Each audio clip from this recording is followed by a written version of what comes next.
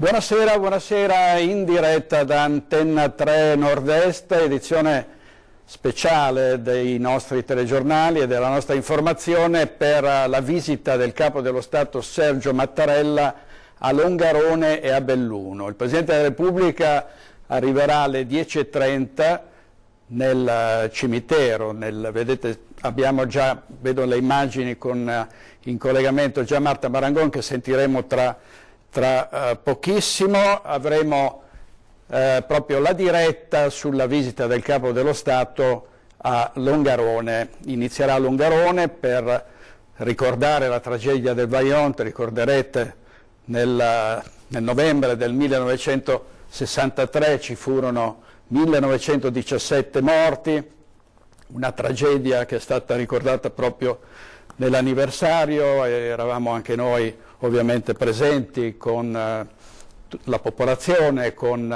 il Presidente della Provincia, con il Sindaco di Belluno, il Presidente Zaia quel giorno, ma oggi il Capo dello Stato torna proprio lì, in quel luogo, quando purtroppo Longarone fu spazzato via da uno tsunami spaventoso per la caduta del Monte Toc, di una frana del Monte Toc nel bacino del Vajont, e ci furono tantissime vittime. 1917 il Presidente della Repubblica andrà proprio nel cimitero di Fortogna, dove sarà accolto ovviamente dalle autorità locali e anche da tanti bambini. Ci sono i bambini oggi proprio protagonisti, oggi martedì 12 marzo, protagonisti sia a Longarone che a Belluno. Vedete il titolo del Corriere delle Alpi: benvenuto Presidente Mattarella, oggi Capo dello Stato a Longarone e a Belluno. Ovviamente ci saranno le istituzioni ad accogliere il Presidente. In pochi giorni è stato preparato tutto, rapidamente.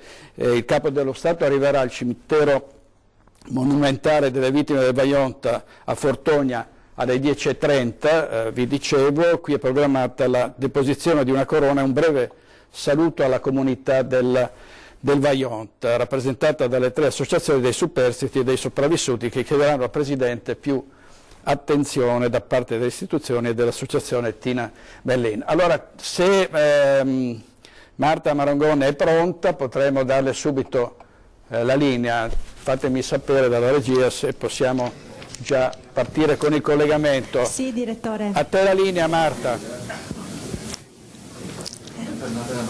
Sì, direttore, buongiorno a te, buongiorno ai telespettatori che ci stanno seguendo da casa. Siamo qui all'interno del cimitero monumentale delle vittime della tragedia del Vajont, dove è tutto pronto per l'arrivo del Capo dello Stato Sergio Mattarella. L'arrivo è previsto alle 10:30, quindi tra circa una decina di minuti, e qui appunto è già tutto predisposto per l'arrivo. Il cerimoniale stabilito dal Quirinale, dalla sicurezza, è molto rigido, per cui non possiamo spostarci da questa postazione che è stata allestita per la stampa, né avvicinarci alle aree dove sono stati collocati i sopravvissuti, le associazioni delle vittime, i bambini delle scuole. Infatti molto suggestiva è in questa cornice la presenza di tanti bambini, sono tutti bambini delle scuole elementari e medie di Longarone e di Castellavazzo, che dovrebbero accogliere il Capo dello Stato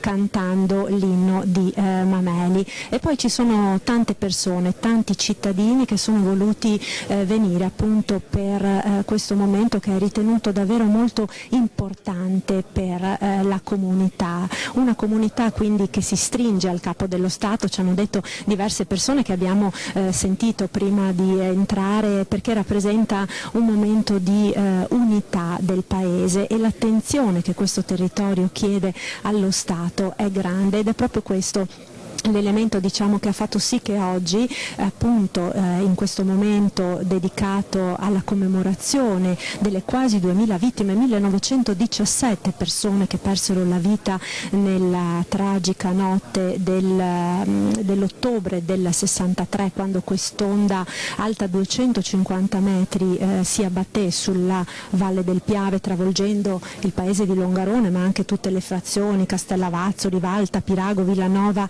e Faè. Ecco, il momento appunto è proprio quello di chiedere attenzione, quello di chiedere che la montagna veneta, il bellunese, non sia dimenticato per quella tragedia di quasi 55 anni fa, non sia dimenticato anche per la recente alluvione, la recente disastrosa ondata di maltempo che ha travolto l'intera provincia bellunese la notte del 29 di ottobre scorso. 28.000 ettari di bosco completamente rasi al suolo, raffiche di vento a 200 km/h, e quindi l'appello proprio che si leva forte da questa gente è quello che la montagna veneta non venga dimenticata e che in qualche modo quella tragedia immane accaduta nel 1963 funga da monito, funga da esempio perché altrettante tragedie, questa è stata la più grande di questo tipo mai verificatasi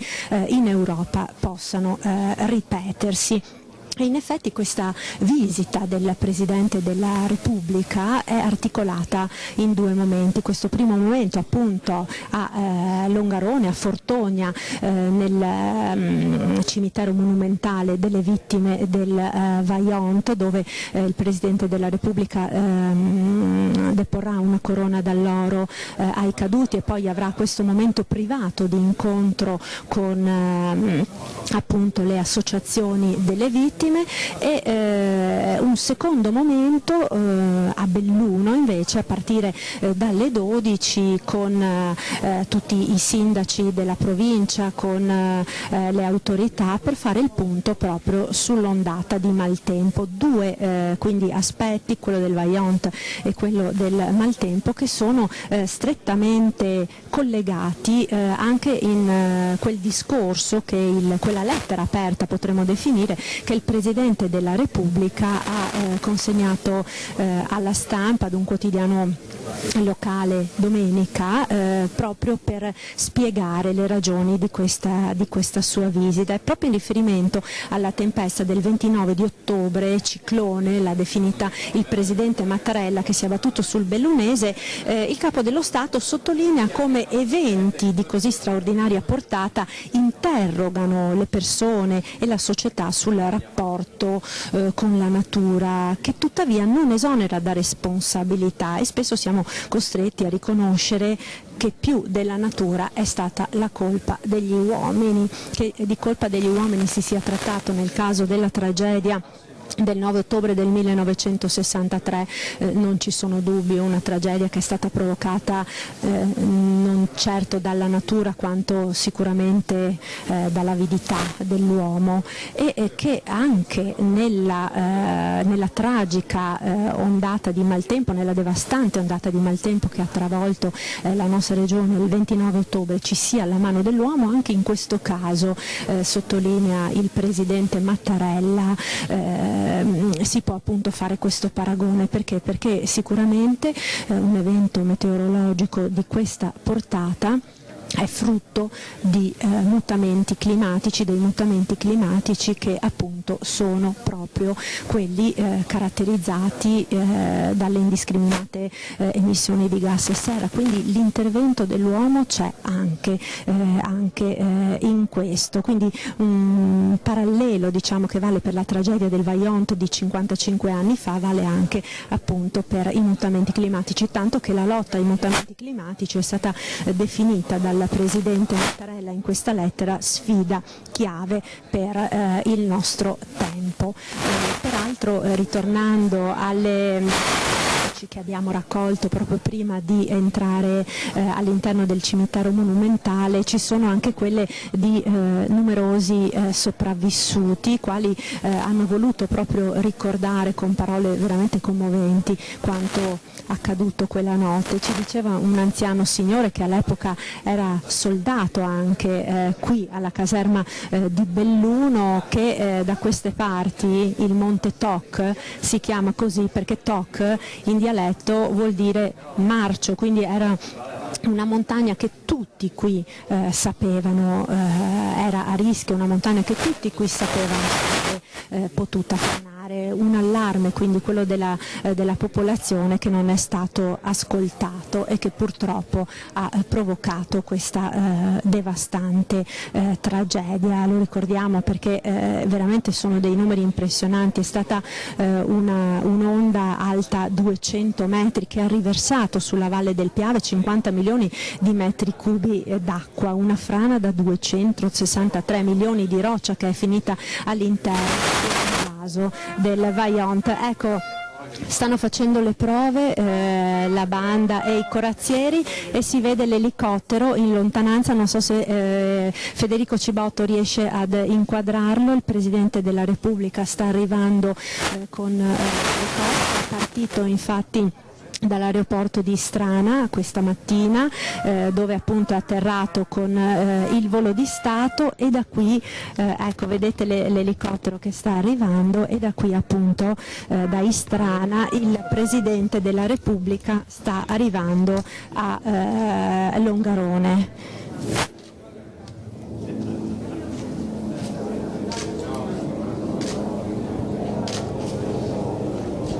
Oggi peraltro è una bellissima giornata, un sole splendido, anche il vento si è calmato, e quindi questo fa supporre che verosimilmente il Capo dello Stato confermerà quel sorvolo che era stato annunciato solo appunto in caso di buone condizioni meteorologiche, il sorvolo delle zone devastate dalla tempesta dello scorso 29 di ottobre, e quindi al termine della commemorazione delle vittime del Vajont il Capo dello Stato si allontanerà con l'elicottero e sorvolerà le zone appunto che sono state devastate dalla tempesta Vaia lo scorso 29 ottobre al Teatro Comunale di Belluno, dove come detto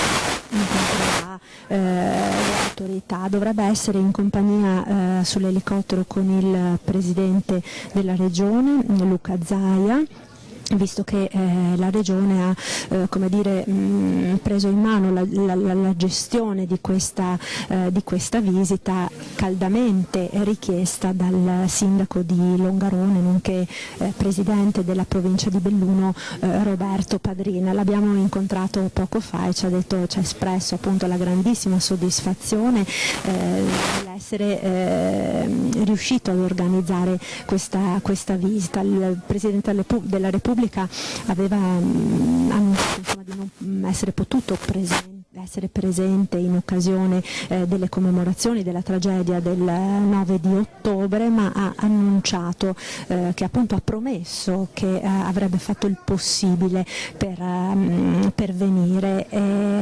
promessa diciamo ancor più valida dopo la devastante alluvione del 29 di ottobre. Proprio una decina di giorni fa è arrivata appunto la conferma che oggi il Presidente della Repubblica sarebbe stato qui con noi a Longarone. Mi pare di capire che forse dobbiamo interrompere per qualche istante il collegamento perché c'è qualche problema di microfono. Chiedo al nostro tecnico Federico, no, andiamo avanti. Allora andiamo avanti, e un altro elemento che è stato fortemente sottolineato dal Presidente della Repubblica nel suo intervento, che appunto è stato anticipato alla stampa è la grande ammirazione per l'eccezionale impegno dei soccorsi nella gestione delle emergenze, la grande solidarietà che è stata dimostrata ovviamente da tutto il personale di soccorso, ma anche dalla gente veneta che si è veramente raccolta con un calore, con un affetto incredibili, sia 55 anni fa, oltre 55 anni fa, sia ora, attraverso le sottoscrizioni, attraverso l'invio di volontari, proprio per cercare di aiutare queste popolazioni, questo territorio meraviglioso a risollevarsi. Umanità e generosità che sono patrimonio inestimabile del nostro popolo, ha sottolineato il capo dello Stato. E vorrei anche dire che a questo proposito che come hanno sottolineato in diversi, che i disastri, è vero, accadono, talvolta si può fare qualcosa per impedirli, talvolta no. I disastri accadono, però la differenza sta nella capacità di una comunità di ricominciare, e bisogna dire che il bellunese veramente questa capacità l'ha dimostrata. Qui le persone, come i pochi sopravvissuti, ma poi tutti gli altri abitanti, si sono immediatamente rimboccati le maniche nella disastrosa tragedia del 9 di ottobre. Dopo il 29 ottobre, il 30 ottobre del 2018, qui già tutti stavano lavorando per cercare di ritornare alla Marta, se riesci a ridarmi la linea, c'è da fare, è davvero appena enorme. Puoi. No, in attesa dell'arrivo, sì, certo, restituisco la linea. In attesa del Capo dello Stato Sergio Mattarella, appunto ricordiamo, come hai fatto giustamente tu, che dopo aver reso omaggio alle vittime del Vajont di quel 9 ottobre del 1963, il Capo dello Stato si trasferirà a Belluno, al Teatro Comunale, e intanto tra pochissimo vedremo scendere dall'elicottero il Presidente della Repubblica, quindi ridaremo la linea a Marta Marangoni e a Federico Cibotto. Il 9 ottobre del 63 e il 29 ottobre dell'anno scorso, proprio l'ottobre è una data, è un mese purtroppo tristemente noto qui in Veneto, perché in ottobre e in novembre spesso ci sono abbiamo registrato delle catastrofi. Ricordo che paradossalmente adesso c'è una questione legata alla siccità, proprio non solo in Veneto ma in tutto il nord Italia, dopo l'ondata di maltempo che ha colpito anche ieri. Abbiamo avuto davvero dei fortunali nel veneziano, particolarmente colpite Mestre, Spinea e altre città del Veneto. Questo è successo e dopo anche l'ondata del 29 ottobre scorso. Adesso la situazione paradossalmente è completamente diversa, c'è una grande siccità, ha nevicato pochissimo, il manto nevoso ovviamente non essendoci il manto nevoso che c'è di solito in questi mesi, la neve non si scioglie, quindi è un grosso problema anche per l'agricoltura. Quindi credo che oggi, soprattutto a Belluno, quando il Presidente della Repubblica ricorderà l'ondata del maltempo che ha devastato il bellunese, si parlerà anche di questo, perché c'è l'allarme degli agricoltori, c'è una richiesta d'aiuto della provincia di Belluno e di tutti coloro che sono stati particolarmente colpiti, come in particolare ricorderete Rocca Pietora, il sindaco di Rocca Pietora, che lanciava appelli e che fortunatamente sono stati ascoltati, perché sono arrivati gli stanziamenti che erano stati richiesti. Adesso ridiamo la linea tra pochissimo a Marta Marangoni, non appena sarà possibile ricollegarci, perché sta per arrivare a Fortonia il Capo dello Stato, e con lui in elicottero dovrebbe esserci anche il Presidente Luca Zaia. A te la linea, Marta, a te di nuovo la linea, grazie. Poi quando arriva Mattarella dovrò ascoltarmi qualche modo.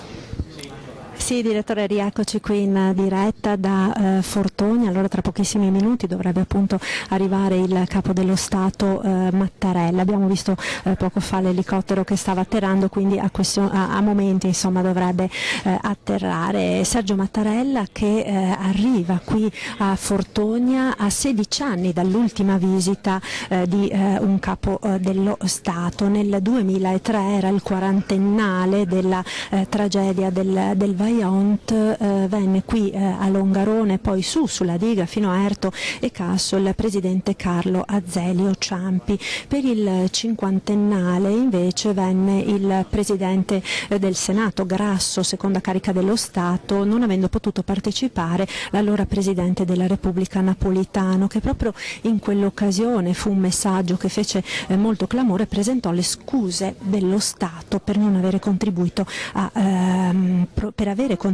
a provocare il disastro. Sergio Mattarella, impossibilitato a partecipare l'anno scorso in occasione appunto del 55° anniversario della tragedia del Vajont, arriva ora. Il primo capo dello Stato a visitare questa terra fu Segni nel 1963, proprio qualche giorno dopo il disastro. Nel 66 toccò a Saragat in occasione della visita del Veneto per il centenario dell'Unione all'Italia, era il marzo del 1966. Si fermò appunto proprio qui al cimitero monumentale delle vittime del Vajont a Fortogna e poi tornò nuovamente a Longarone in novembre nel corso di una visita alle zone alluvionate, alle zone appunto alluvionate nella devastante alluvione del 1966. Nell'83 poi, per il 20° anniversario del disastro, arrivò Sandro Pertini e Cossiga nell'85 fu qui a Fortogna, ma in forma privata. Quindi sono passati 16 anni dall'ultima visita di un capo dello Stato qui a Longarone ed era un momento quindi particolarmente atteso dalla popolazione locale, che in effetti, se riuscite a vederlo alle mie spalle, sono numerosi appunto proprio i cittadini che sono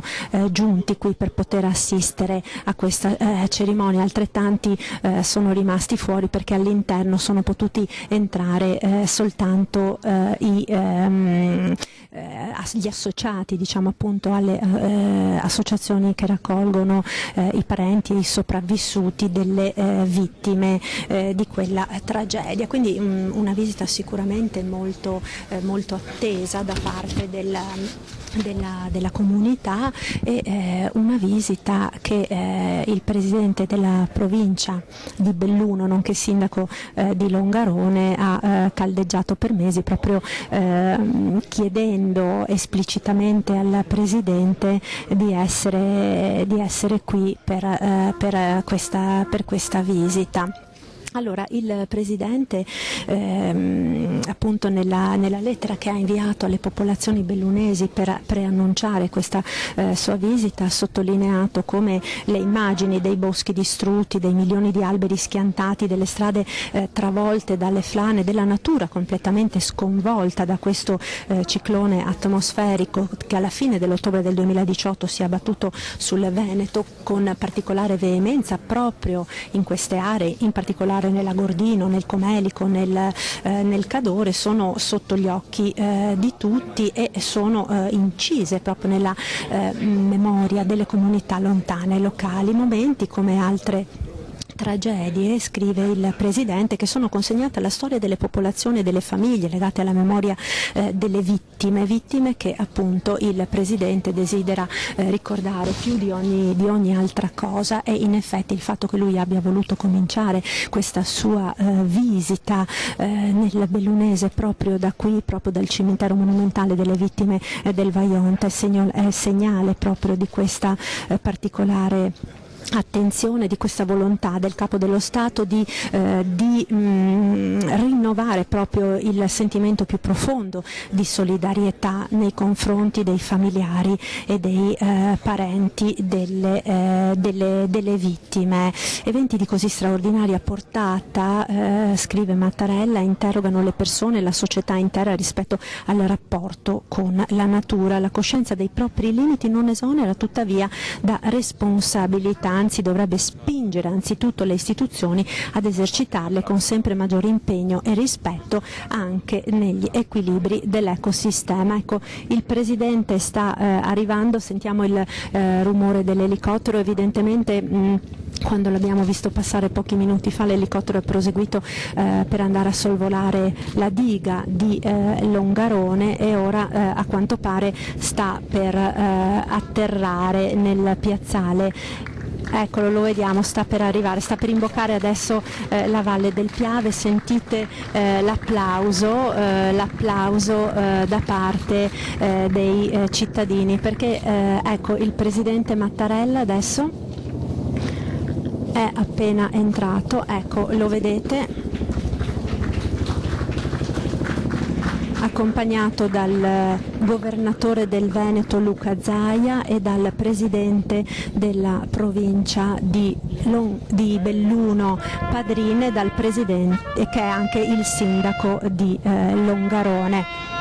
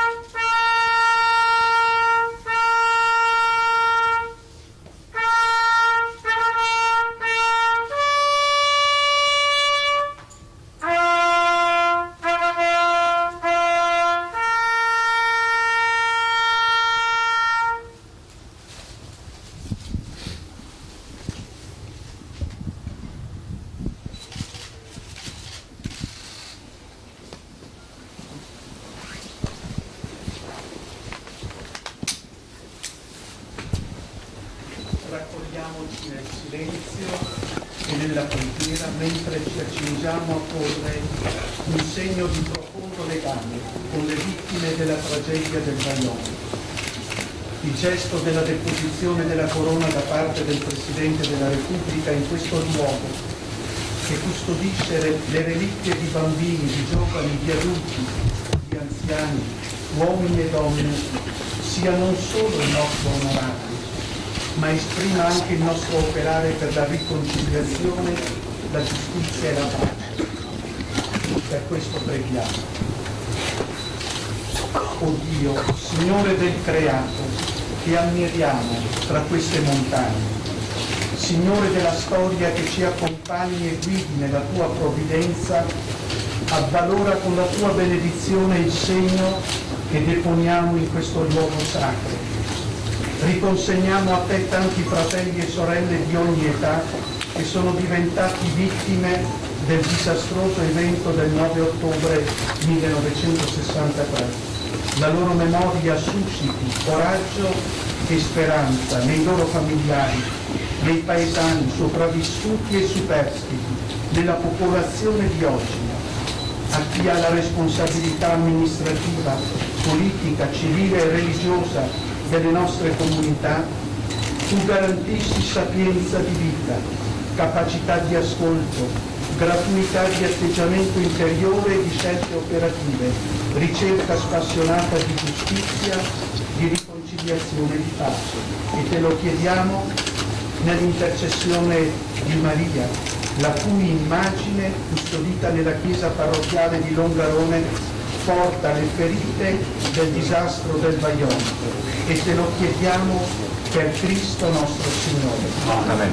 Ravviva in noi, o Padre, nel segno di quest'acqua che benediciamo, la tua provvidenza con la tua promessa di vita in pienezza e che non ha fine. Nel nome del Padre, del Figlio e dello Spirito Santo. Amen.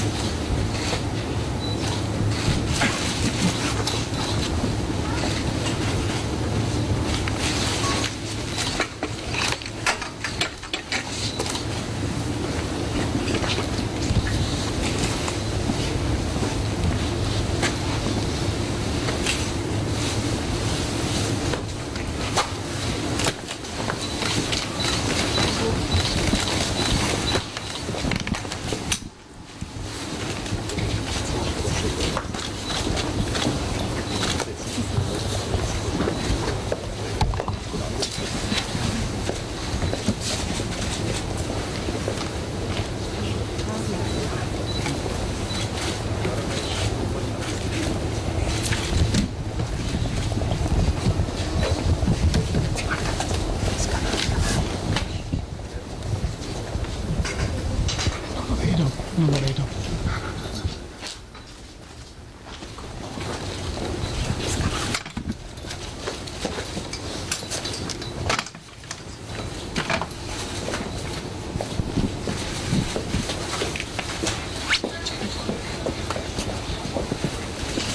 E queste sono le immagini in diretta da Fortogna, dal cimitero monumentale di Fortogna, del Presidente della Repubblica Sergio Mattarella, che rende omaggio alle vittime del Vajont, una tragedia spaventosa, un po' la madre di tutte le catastrofi. Il 9 ottobre del 1963, 1917 le vittime, in parte tumulate in questo cimitero, in gran parte di altre non si ebbero più notizie, non furono più ritrovati i resti.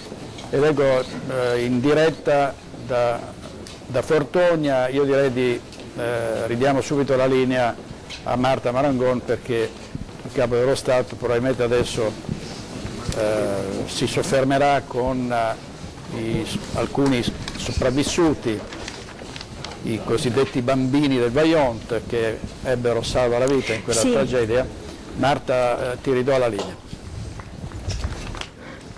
Sì, direttore, eccomi, sono qui. Allora, il Capo dello Stato, come avete visto in questa cerimonia molto sobria, ha deposto la corona d'alloro ai caduti, alle vittime del Vajont, e ha reso omaggio poi alla croce, a questa croce che avete visto di legno, che si trova proprio al centro del cimitero monumentale e che ha un altissimo valore simbolico per queste popolazioni, fatta con gli alberi di questa terra, gli alberi che sono stati estratti dal fango di quella devastante alluvione. Ecco, il Capo dello Stato ora si sta allontanando, lo vedete, accompagnato dal Presidente della Regione Luca Zaia, dal Presidente della Provincia di Belluno Padrin, dal Prefetto di Belluno Esposito, per incontrare i rappresentanti delle associazioni che appunto rappresentano le vittime del Vajont, le vittime di quella tragedia. Purtroppo non ci possiamo avvicinare perché appunto come dicevamo il cerimoniale è molto rigido e non ci consente di venire appunto nell'area al di fuori da quella riservata alla stampa. Ecco, adesso qui è riuscito a raggiungermi il signor Olivier, che è uno dei sopravvissuti del Vajont, uno dei cosiddetti bambini del Vajont. Avevo 17 anni a dire la verità, quindi ero un po' più grandicello. Ecco, vuole raccontarci che cosa si ricorda di quei momenti, che cosa le è rimasto nella memoria e nel cuore? Ma a dire la verità, per tanti anni, come quasi tutti, non ho mai parlato del Vajont.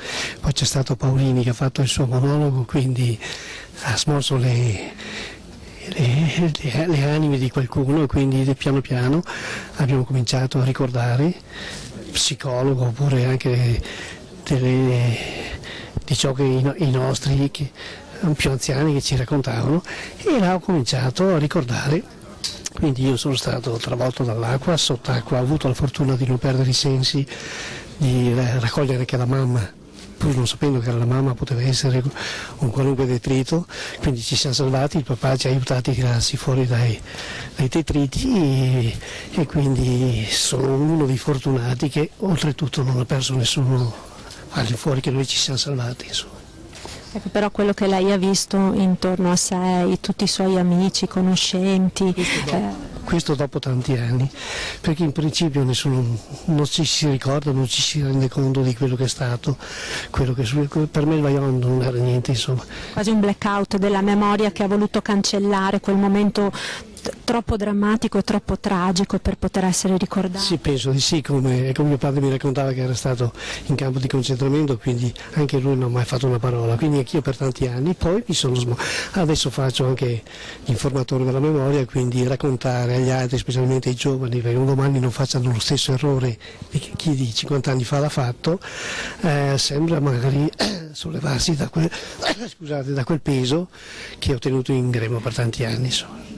Ecco, la visita del Presidente della Repubblica quest'oggi qui a Longarone, una visita che ha un duplice significato, come proprio è duplice nelle sedi qui nella provincia di Belluno, oggi a Longarone, dopo tra un'ora nel Teatro Comunale di Belluno, per ricordare anche l'alluvione di oggi, quindi il disastro di ieri e quella, sì, di oggi, intendevo dire di oggi, quella del Vajont del 63 e quella del 29 ottobre del 2018. Sì, ecco, io per l'amor di Dio, un capo di Stato che arriva qua vuol dire che e anche le stesse parole, che siccome non è stata la natura cattiva ma è stato l'uomo, quel famoso killer, quindi anche lui ha dato, e poi tutti lo sanno ormai anche dai atti processuali, che è stato l'uomo che ha contribuito perché questo accadesse. Io avrei voluto, sempre dando atto e grazie al Presidente, cioè che fosse fermato forse qualcosa in più, non so, confrontato con la comunità superstite, per dare quella solidarietà che lo Stato italiano deve anche, no, a queste 2000 vittime che sono morte per il nulla, solo per l'avidità, per la bramosia di lucro di qualcuno che non ha voluto ascoltare la natura. Quindi ben venga, per l'amor di Dio, perché erano anni, dopo Ciampi non è arrivato più nessuno, però ecco, io avrei voluto, insomma, che questo fosse solo forse un po' di ipocrisia, però insomma, ecco, ben venga, insomma, che lo Stato, quindi il Presidente della Repubblica, si sia ricordato anche del Vajont. Ecco, nel discorso che il Presidente ha divulgato prima della propria visita, ha sottolineato anche la straordinaria generosità di queste genti nei confronti appunto di chi si è trovato in enorme difficoltà. È accaduto nel 63, è accaduto pochi mesi fa in occasione appunto della tempesta. Voi la sentite ancora oggi questa solidarietà, o avete paura che la tragedia del Vajont venga dimenticata? No, ma questo noi non vogliamo, almeno noi ancora in vita dobbiamo far sì che questa non venga persa, perché la memoria è già andata in oblio per 35 anni, quindi è giusto che si sappia che quando si costruisce e si fa qualcosa, questo potere decisionale sia a pari passo con la trasparenza, con la gente comune come noi. Quindi noi, a parte la solidarietà, che quando succede un disastro da qualche parte noi siamo i primi, perché abbiamo avuto la solidarietà di tutto il mondo nel 63, quindi è giusto che la solidarietà la dobbiamo esprimere. solo che noi vogliamo a tutti i costi trasmettere e condividere che non è una storia nostra, è una storia di tutti, che va condivisa, raccontata, perché l'uomo sappia che la natura ha i suoi limiti, le sue regole, quindi dobbiamo convivere con lei. Invece si cerca sempre di sfruttarla pensando che sia una schiava, che le risorse siano inesauribili, invece questo non succederà mai, quindi la natura è più forte di noi, dobbiamo andare a pari passo, insomma. Ecco, ringraziamo Naldo Olivier per essere stato qui con noi e per questa sua preziosa testimonianza. Direttore, se siete d'accordo io interromperei il collegamento perché vedo che il Presidente della Repubblica si sta allontanando, noi quindi ci recheremo a Belluno per poter seguire poi con le nostre telecamere l'evento del Capo dello Stato dal Teatro Comunale di Belluno. Restituisco quindi la linea allo studio, a più tardi. Grazie Marta, grazie molto a Marta Marangonna e Federico Cibotto che adesso rapidamente si trasferiscono al Teatro Comunale di Belluno dove il Presidente della Repubblica, dicevamo, ricorderà quanto accadde nel bellunese nel novembre scorso, ricorderete la catastrofe, milioni di alberi abbattuti, danni ingentissimi a diversi paesi nell'Agordino, nel Comelico, insomma soprattutto il bellunese venne colpito, ancora oggi ci sono tracce dei danni, poche a dir la verità perché la popolazione, i volontari, la protezione civile, le forze dell'ordine, i vigili del fuoco, insomma tutti hanno lavorato tantissimo, gli alpini per ripristinare la situazione, tant'è vero che il Presidente Luca Zaia ha avuto modo di dire molte volte, ma insomma alla fine poi documentate quelli che erano i danni, perché altrimenti poi quando si tratta di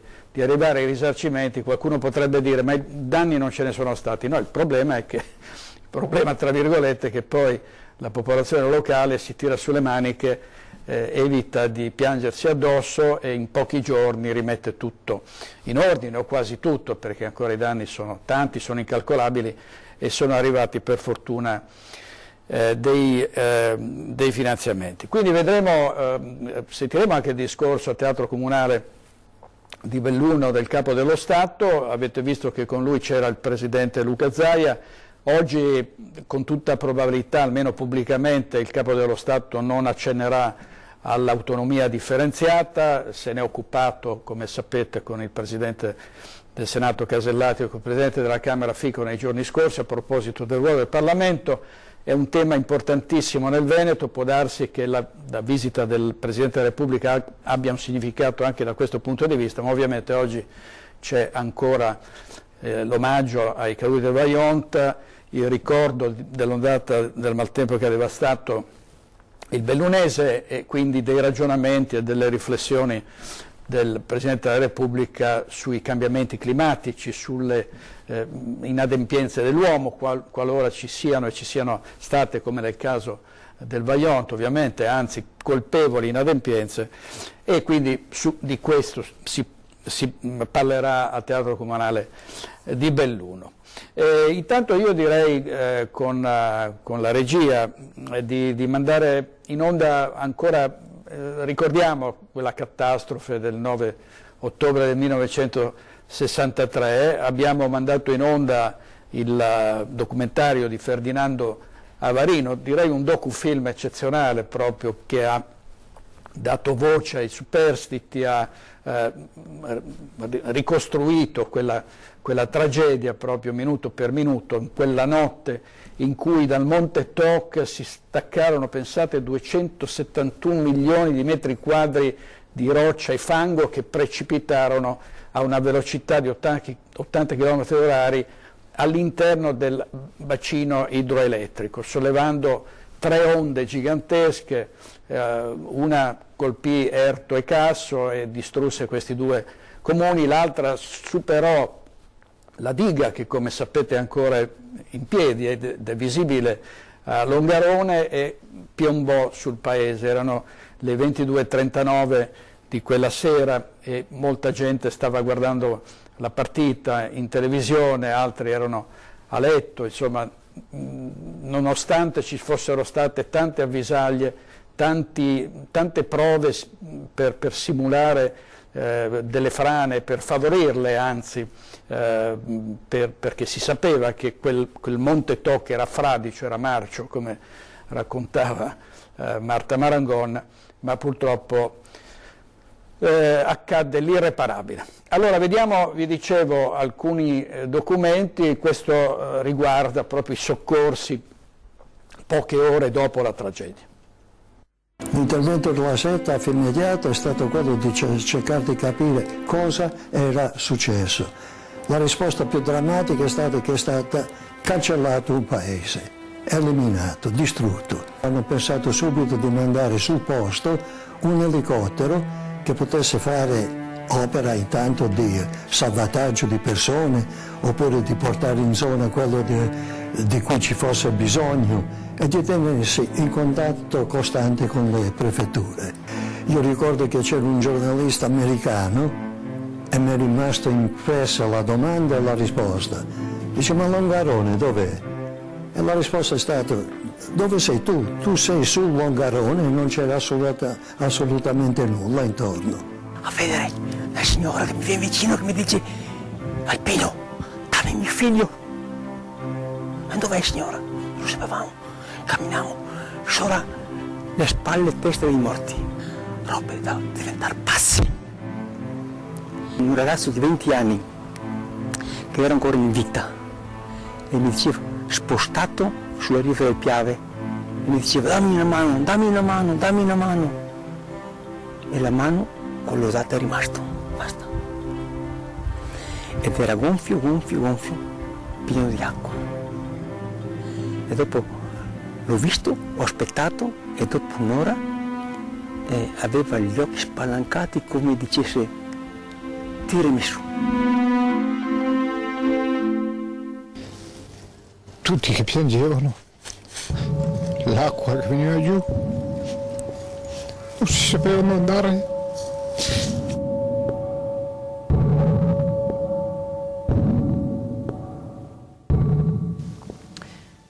Sono un po' scivolato all'indietro e sono inciampato su qualcosa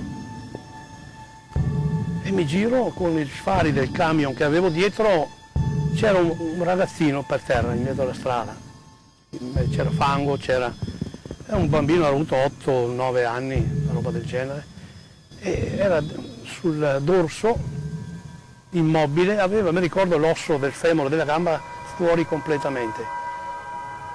E non c'era sangue, non c'era niente, sembrava dormisse sto bimbo. Mi ricordo tante cose brutte e ho visto bambini attaccati agli alberi, vecchi, distrutti, senza corpo.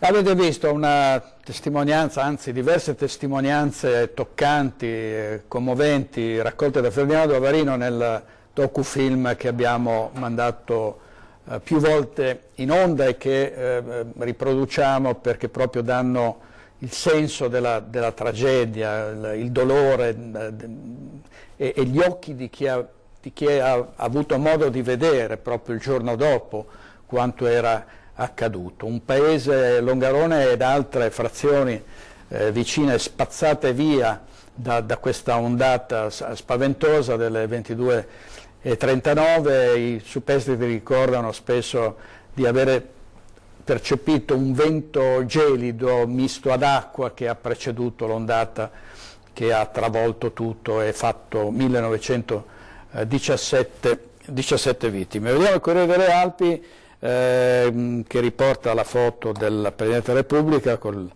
Presidente Zaia alle sue spalle mentre vengono deposti i fiori al monumento ai caduti del Vajont. Abbiamo avuto fino a poco fa la diretta con Marta Marangon e l'operatore Federico Cibotto e tra poco li avremo, tra circa una mezz'ora dovrebbe esserci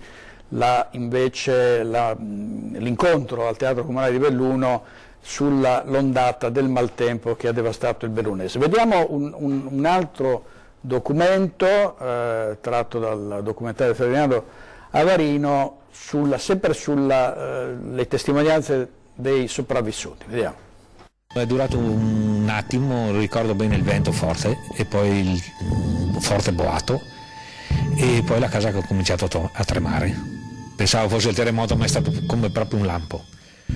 Sembrava che, secondo me, se lo rivedo adesso, è durato 30 secondi, non di più, perché da come l'ho sentito mi sono trovato al buio.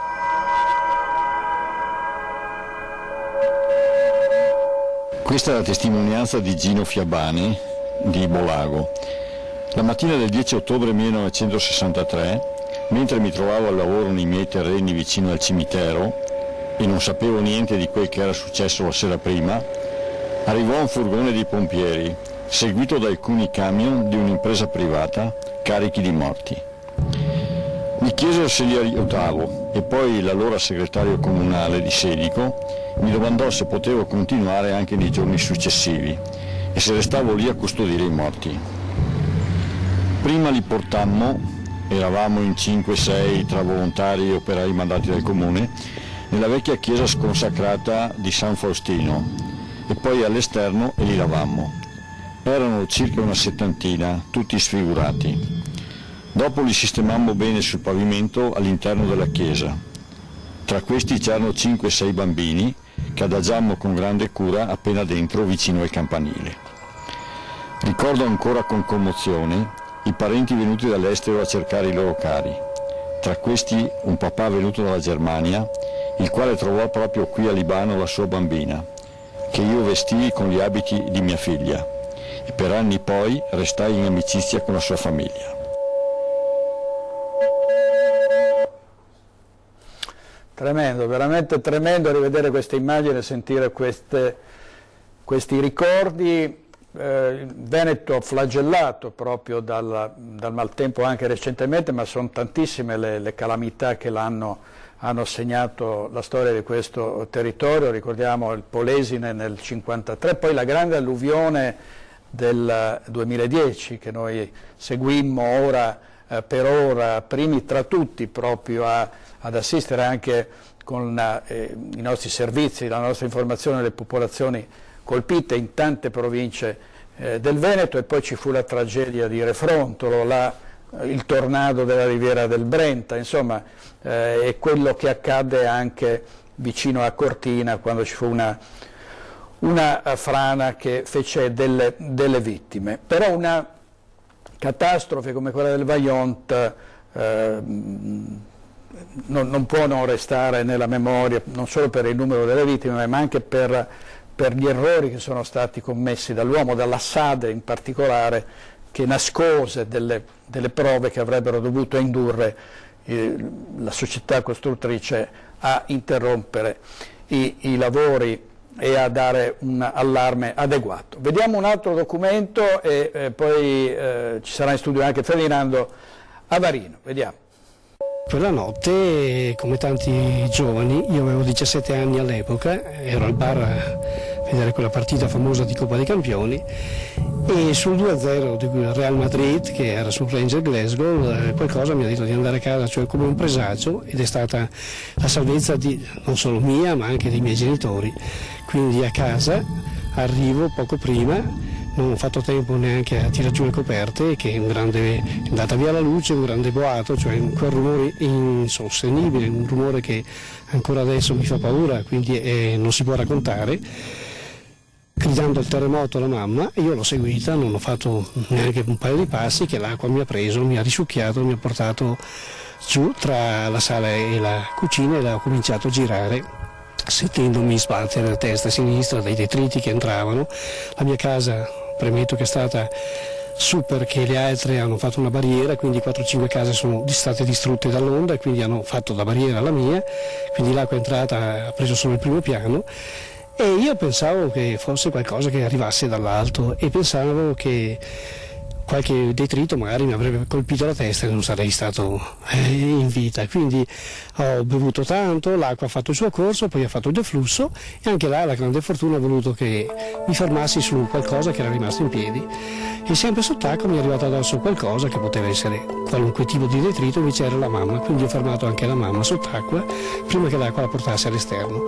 Fortuna ancora più grande che il papà era stato in camera, accendere una candela, una volta ci portavano una candela in mancanza di energia elettrica, finendo giù nell'acqua ci ha individuati dove eravamo.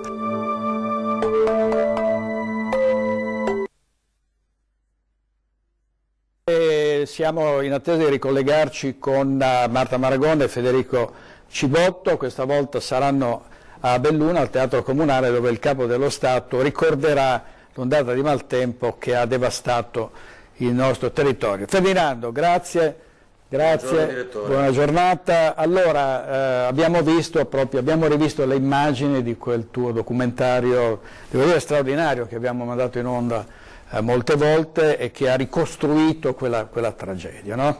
Ora, noi lo abbiamo realizzato qualche anno fa con Fabio Verin e ti devo dire che una delle cose che mi ha stupito, mi ha fatto molto piacere rivedere anche questa mattina durante la vostra diretta, Arnaldo Olivier, e così come adesso rivedere invece le immagini del maestro di quei bimbi che non ci sono più.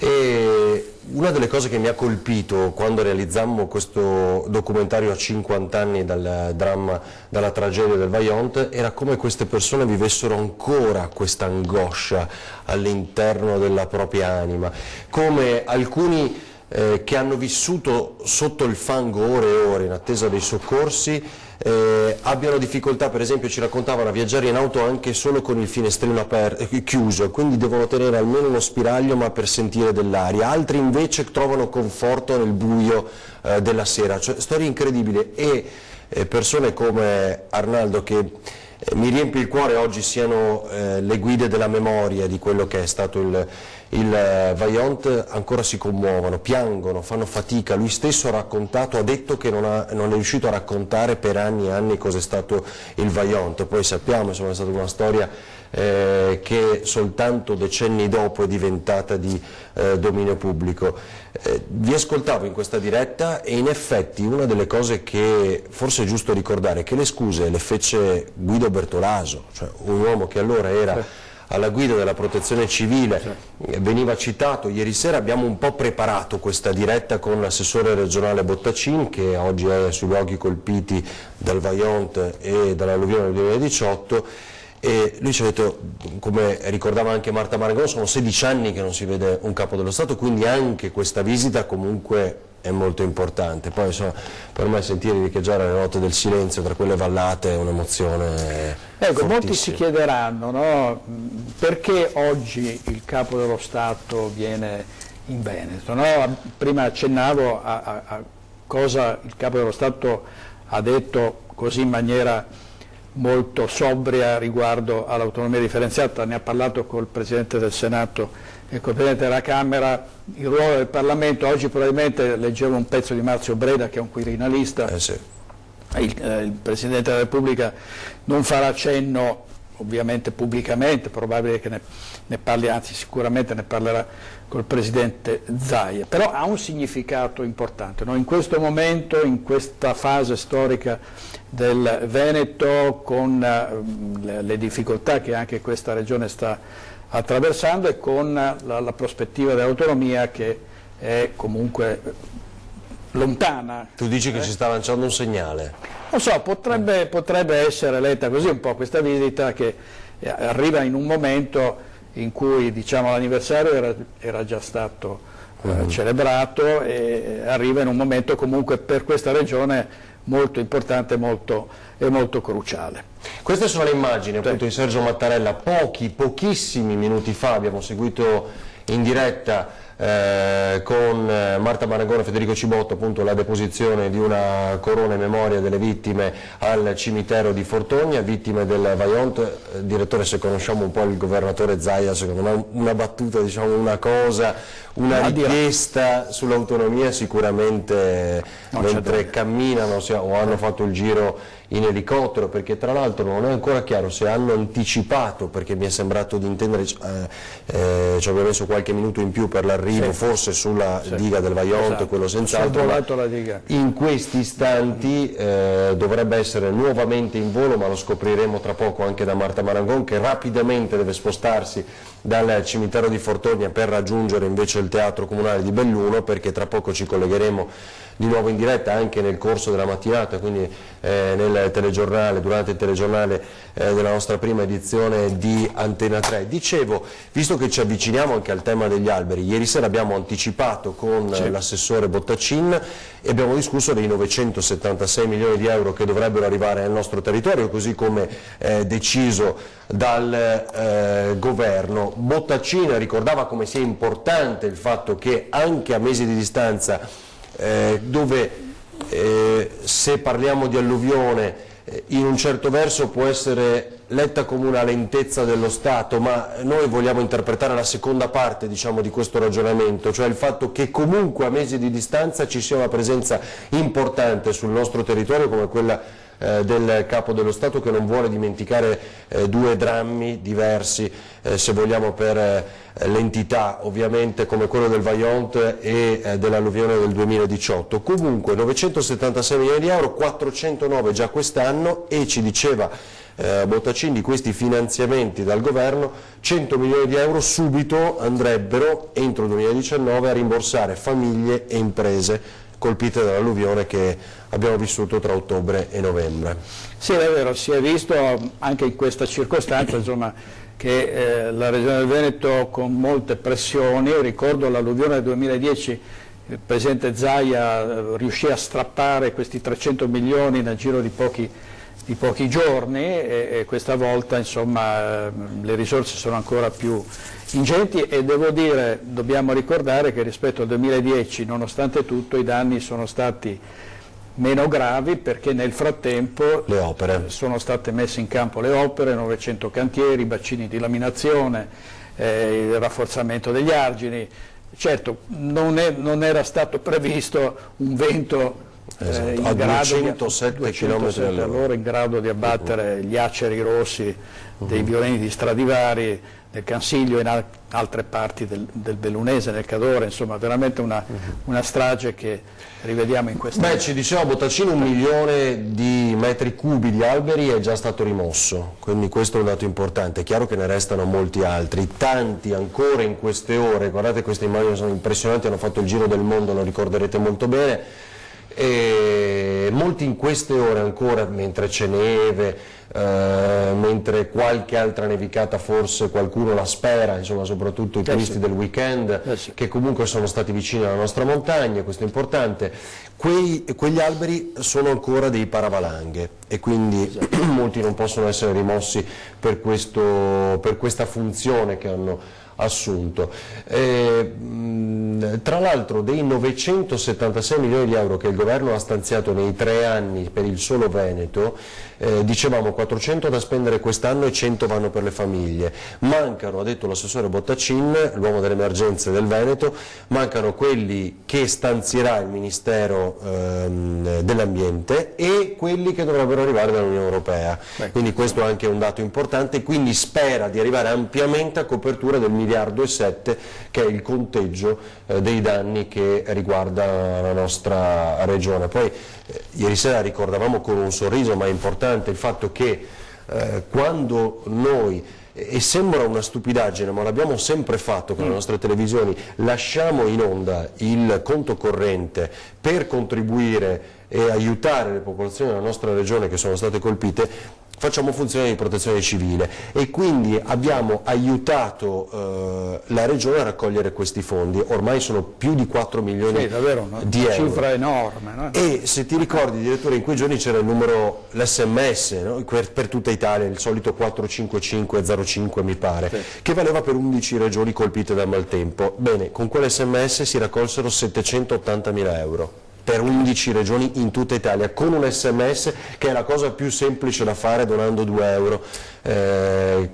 con pochi passi dal proprio telefonino che utilizziamo tutti i giorni. Bene, e noi intanto col conto corrente regionale abbiamo raccolto 2 milioni di euro. Pazzesco, pazzesco. Senti Ferdinando, poi ovviamente a Belluno probabilmente il Capo dello Stato si soffermerà anche sui danni da cambiamenti climatici. Ricordiamo che ieri Fortunale nel Veneziano, con gravi danni a Mestre, a Spinea, a Chioggia in particolare, e paradossalmente, dicevo prima, siamo in un periodo di siccità, cioè tropicalizzandoci anche in questa parte, diciamo, del mondo a cui non eravamo abituati a questa schizofrenia meteorologica, no? Quindi ci sono momenti in cui ci sono bombe d'acqua a 20 a 200 km all'ora, ma in questo momento i fiumi sono in secca e ci sono i laghi alpini che sono ai loro minimi storici, no? Siamo proprio in un periodo di siccità, e il manto nevoso che in queste circostanze aiuta a salvare l'agricoltura, perché poi la neve si scioglie e surroga un po' la mancanza di precipitazioni, non c'è, perché ha nevicato pochissimo, no? Quindi c'è anche questo da non solo, ma tra l'altro queste sono le immagini, vedo il coordinamento di Nicola Zanetti, proprio le immagini di ieri sera, grazie a Andrea Basso e Francesco Ceron, perché sono le prime immagini in servizio poi di Ilaria Marchiori, quando appunto documenta quanto accaduto a Spinea, Mestre, e ci diceva l'assessore Bottacino anche a Feltre, tra l'altro già colpita appunto ottobre-novembre. Per nostra fortuna con danni limitati, però è chiaro, guardate che cosa significa quando un albero di quel tipo crolla sulle auto. Negli ultimi anni abbiamo documentato le trombe d'aria, quei video agghiaccianti, li ricordiamo tutti in Riviera, quell'auto con papà e figlia che fa la retromarcia mentre vede arrivare questo vortice che siamo abituati a vedere soltanto nei disaster movie americani. E quindi è vero che è cambiato il clima, ed è anche vero che, lo ricordo da un racconto che facemmo anni fa, un reportage che facemmo anni fa sull'utilizzo, la strumentazione, il sistema dei bacini idrografici, è l'eterna lotta tra la pianura e la montagna, perché in questi periodi, inutile nasconderlo, anche per il turismo certi laghi è bello che siano colmi, ma comunque c'è siccità, la vallata, la pianura ha bisogno di acqua, e c'è questa eterna lotta tra la montagna e la pianura, insomma, per l'esigenza di questa fonte primaria che comunque è l'acqua. Non so se queste sono immagini vecchie, queste sono immagini vecchie che ci propone Nicola Zanetti dalla regia. È vero, insomma, intanto mentre aspettiamo ovviamente l'arrivo, lo spostamento che è circa di mezz'ora tra Fortogna e Belluno, insomma, tra poco ci ricollegheremo con Marta Marangò, perché il Capo dello Stato incontrerà 200 sindaci. Ci sono i bambini, come abbiamo detto, che sono protagonisti di questa giornata, i bambini del Bellunese, ma ci sono anche 200 sindaci che rappresentano queste 200 comunità, tra l'altro quelle colpite dal maltempo, non solo nel Vajont del 1963, e ho sentito l'appello di Arnaldo Olivier, che sperava di incontrare il comitato superstiti, il comitato sopravvissuti, sperava di poter parlare qualche minuto. Sì, c'era un po' di disappunto, no? Diceva sì, è bene che sia arrivato il Capo dello Stato, però noi avremmo bisogno di qualcosa in più, no? Cioè probabilmente si sono sentiti anche un po' trascurati, se è vero, come dicevi tu, che erano 16 anni che non arrivava un Presidente della Repubblica, che mi sembra veramente... Sai, Mattarella è un uomo di poche parole, almeno da quello che possiamo capire analizzando, è un Capo dello Stato di poche parole ma di grandi gesti, e quello di oggi sicuramente ha un significato molto forte, perché comunque ha voluto andare in quelle zone, è voluto essere lì dove il Vajont è un dramma, è inutile che lo nascondiamo da più di 50 anni, e ricordare nella stessa giornata anche quello che ha significato per il Veneto, il Bellunese, la zona di Asiago, quindi anche il Vicentino, l'alluvione del 2018. È un uomo però che resta legato anche al tempo che cambia, perché non ci possiamo dimenticare che il discorso di fine anno del 2018 lui lo ha esordito citando i social network, che è una cosa strana forse, no? E gli haters di cui tanto parliamo oggi, di cui inevitabilmente abbiamo esperienza un po' tutti. Ci fermiamo qualche istante oppure volevi... No, se abbiamo, possiamo andare magari un altro la copertina che ha preparato Nicola Zanetti, che è stata una delle zone più colpite. E ricordo, abbiamo dato delle immagini proprio della devastazione, tra l'altro c'erano delle immagini molto belle di un privato cittadino che col suo drone aveva realizzato questo. Ti ricordi, facemmo per primi il sorvolo in elicottero, dopo le autorità, dopo le istituzioni, con Tiziana Bolognani, Nicola Marcato, Francesco Cerona, anzi, che oggi è in regia. Siamo riusciti per primi a salire su un elicottero e i primi a documentare dopo i droni, con le telecamere dell'Antena 3 Rete Veneta, quello che è successo. Allora, ditemi voi, ci fermiamo pochi istanti o vediamo la copertina? Ci fermiamo pochi istanti, poi vedremo la copertina che diceva il direttore su quanto accaduto nella Val Visdelle, e ci avviciniamo al Teatro Comunale, dove ci ricollegheremo con Marta Maragon e Federico Cibotto per seguire l'incontro del Capo dello Stato con i sindaci del Bellunese e non solo. Ponemmo tutti i morti, erano 77, nelle bare, non chiudendo completamente il coperchio affinché si vedesse la faccia. Ogni tanto io e Fiabane bevevamo un po' di cognac, era come bere acqua. Mi impressionò una toseta, una ragazzina di 10-11 anni, sembrava dormisse. Tutti i bambini piccoli erano stati posti sull'altar maggiore.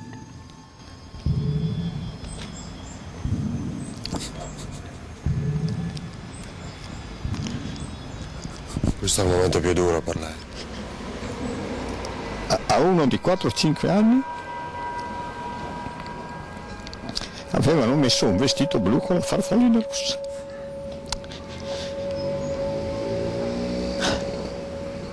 C'erano persone che venivano dal Belgio, dalla Svizzera a cercare i loro congiunti. Sono passati tanti anni, ma il ricordo è sempre vivo e mi commuovo ancora quando ne parlo. E mi commuovo anch'io.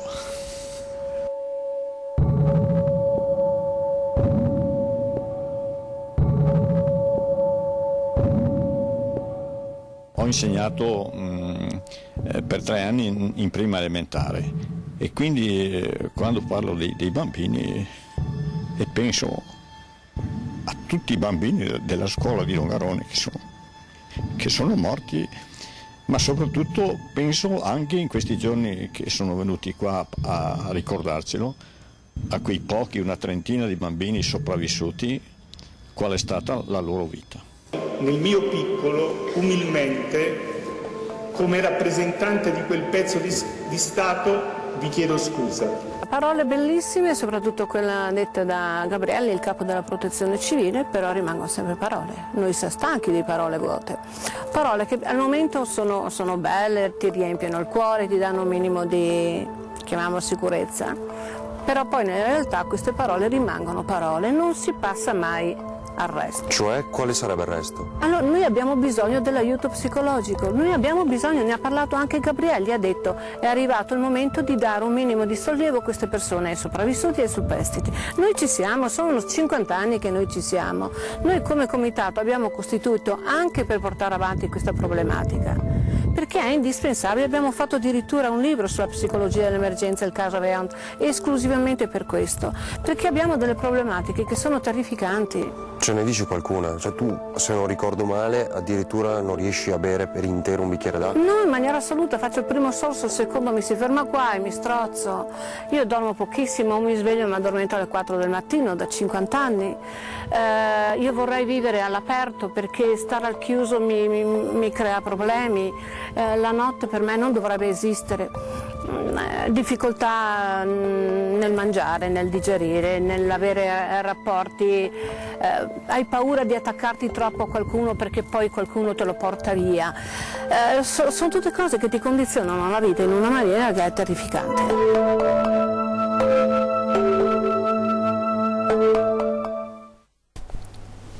È proprio nel 50° anniversario della tragedia del Vajont, Ferdinando Avarino, vice direttore di Media Nord-Est, era stato proprio lì e avevi parlato con tutti. Quanti sono i bambini del Vajont che ancora sono disposti anche a ricordare? Perché tanti di loro, proprio mi ricordo raccontasti che molti di loro non se la sentivano. Ma guarda, in qualche maniera mi colpisce molto quello che diceva adesso anche Michela, che di fatto sono rimasti bambini, no? Quella bambina è rimasta sempre un po' dentro di lei. Loro hanno condotto una vita di certo non normale, ma che ovviamente aveva una divisione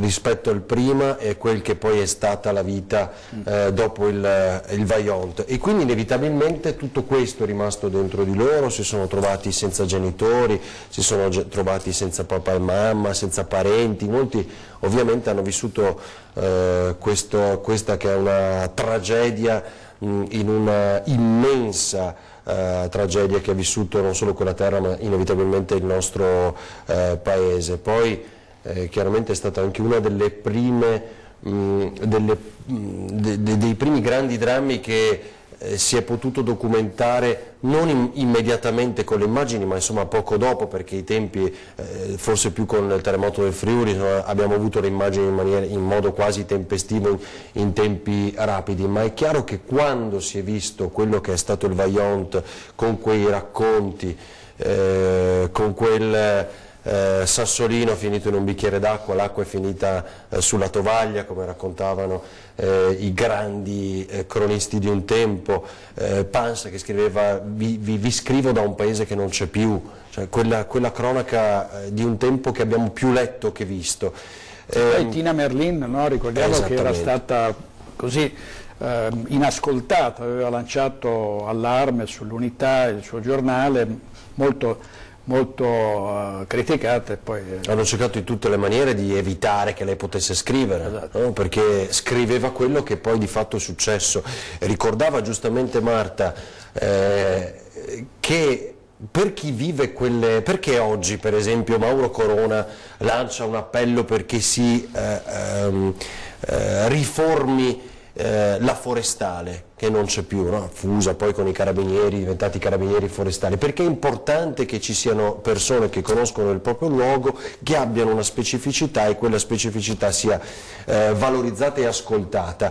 Quando una montagna si chiama Toc, certo, che vuol dire marcio. Di fatto nel dialetto, forse ci sta dicendo qualcosa che qualcuno doveva ascoltare. Quando noi giravamo questo video, questo documentario sul Vajont con Fabio Verin, ricordo una delle immagini che ancora oggi è impressionante. A 55 anni di distanza si vede su questa immensa montagna come un artiglio che abbia scavato, togliendo per sempre gli alberi, il verde, perché c'è la parte verde sotto che è quella che è franata ovviamente, e sopra resta tutto questo bianco della montagna, ed è un artiglio di un diavolo che sappiamo che ha purtroppo causato 1910 vittime subito, ma poi ce ne sono state molte altre dopo.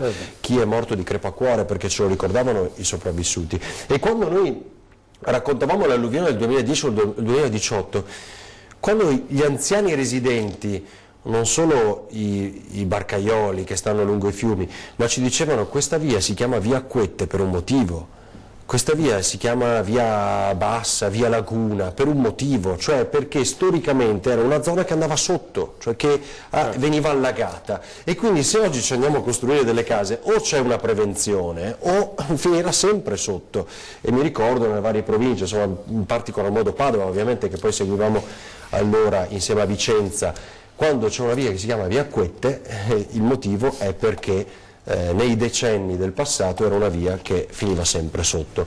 Allora, so che ci sono un protocollo rigidissimo, insomma, adesso vediamo se riusciamo a collegarci anche telefonicamente con alcuni rappresentanti delle istituzioni che magari sono in compagnia del Capo dello Stato Mattarella, per capire che aria si respira, che cosa si sono detti, che impressione hanno visto sul volto di Sergio Mattarella. Ma tra poco, rispettando i dettami della sicurezza, speriamo di poterci ricollegare appunto con Marta Marangon, che è stata liberata soltanto da poco, lo dobbiamo dire, perché c'è ovviamente un cordone di sicurezza al cimitero di Fortogna densissimo, no? Quindi aspettiamo. Esatto, tra l'altro non è facile in queste circostanze raggiungere Belluno, che è relativamente vicina, ma insomma ci sarà sicuramente più traffico del solito, perché tante persone vorranno seguire il Capo dello Stato sia a Longarone che a Belluno, e quindi ci sarà qualche difficoltà nell'arrivare nel centro della città, dove tra l'altro abbiamo visto nelle immagini con il Capo dello Stato c'erano il governatore Luca Zaia e ovviamente anche il sindaco di Longarone, presidente della provincia di Belluno, Roberto Padrin. Ferdinando, io direi abbiamo altri documenti da mandare in onda nel frattempo? Allora sì, anche perché abbiamo questa copertina che ci introduce a quello che è il disastro della Val Visdende. Io volevo capire se Nicola mi conferma, dovremmo avere al telefono Emanuele Lingua, che è del TESAF, l'Università di Padova. Mi sente, professore? Pronto? No. Buongiorno. Eccoci qua. Buongiorno, grazie per essere in diretta con noi. Con il direttore Luigi Bacialli da questa mattina stiamo raccontando la visita del Capo dello Stato nei territori del Bellunese, prima al Vajont, adesso si sta recando al Teatro Comunale di Belluno, dove incontrerà 200 sindaci, e lì sarà un momento, insomma, anche immaginiamo, per un intervento da parte di Sergio Mattarella. Professore, come va la raccolta degli alberi? Possiamo chiedergliela così, brusca brusca? Beh, effettivamente non so se mi sentite bene. Comunque sì. Il discorso del recupero del materiale schiantato, siamo allo sgombero dei milioni di metri cubi che è stato atterrato dalla tempesta Vaia, effettivamente è solo all'inizio, e d'altronde con questi numeri non potrebbe essere altrimenti. Saranno necessari diversi anni per portare via tutto il materiale. Comunque molte realtà, molte amministrazioni si sono già date da fare, si sono già messi in opera con vari lotti che sono stati banditi, che sono stati appaltati, per cui soprattutto nelle situazioni più accessibili, soprattutto anche in quelle dove c'era un'emergenza legata alle infrastrutture, agli elementi civili e delle abitazioni, i lavori sono partiti e stanno andando avanti. Buona giornata, grazie per essere con noi. Passando in Alto Adige nei giorni scorsi, ho visto in Austria, poi sono entrato in Austria, c'erano, là dove ci sono poche cataste di legno, c'era una immensa quantità di legname pronto per essere, diciamo, venduto alle imprese edili soprattutto. Volevo chiederle, è casuale che ci sia questo aumento anche in Austria del legname in questo momento, perché non ho mai visto niente di simile, e che fine fa questo legname? Cioè dove viene venduto? Molti cittadini ce lo chiedono e credo che lei ce lo possa chiarire. Certo, ma non è casuale che anche in Austria si riscontrino queste situazioni, anche perché anche loro sono stati interessati dalla tempesta Vaia, quindi hanno anche loro circa 1 milione di metri cubi atterrati, per cui date le esperienze passate e la filiera che è già ben organizzata, si sono mossi subito con lo sgombero e soprattutto avevano già a disposizione piazzali e un sistema che poteva essere messo in moto dopo un evento del genere. E la quantità di legname disponibile chiaramente viene destinato a varie destinazioni, appunto a seconda della qualità tecnologica e anche del tipo di materiale.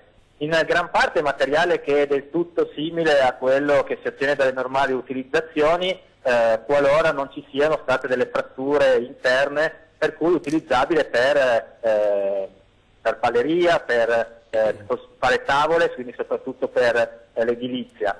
Parte del materiale invece, quello più danneggiato e di qualità più scadente, chiaramente sarà destinato alla triturazione, quindi cippato, e quindi per la produzione di biomassa e quindi energia. Ovviamente grandi quantità di materiale sul mercato tutte insieme causano o hanno già causato parzialmente un crollo dei prezzi, una riduzione, diciamo, non parliamo ancora di crollo, ma una riduzione del prezzo del legno di abete rosso, proprio perché c'è una grande disponibilità. Questo materiale non avverrà tutto immesso nel mercato nel giro di un anno o due, anche perché essendoci circa 8 milioni di metri cubi, almeno per la parte italiana, a terra, ecco che gradualmente entrerà nel mercato e quindi foraggerà le imprese e le segherie. Il nostro problema è che abbiamo un sistema molto frammentato con piccole segherie che non sono in grado comunque di smaltire tutto questo materiale, per cui va da sé, gioco forza, che il materiale verrà anche esportato a delle segherie europee che effettivamente possono accogliere questo materiale e lavorarlo in tempi utili. Ecco, professore, un'altra domanda. Si dice, lo sappiamo, insomma, sappiamo un po' tutti che gli alberi, la vegetazione, soprattutto nelle zone di montagna, fa da mastice e impedisce fenomeni franosi che senza vegetazione sono più frequenti. Quello che è accaduto mette a rischio diciamo, diverse zone da questo punto di vista, oppure si tratta diciamo, comunque di territori che comunque non sono soggetti a movimenti franosi?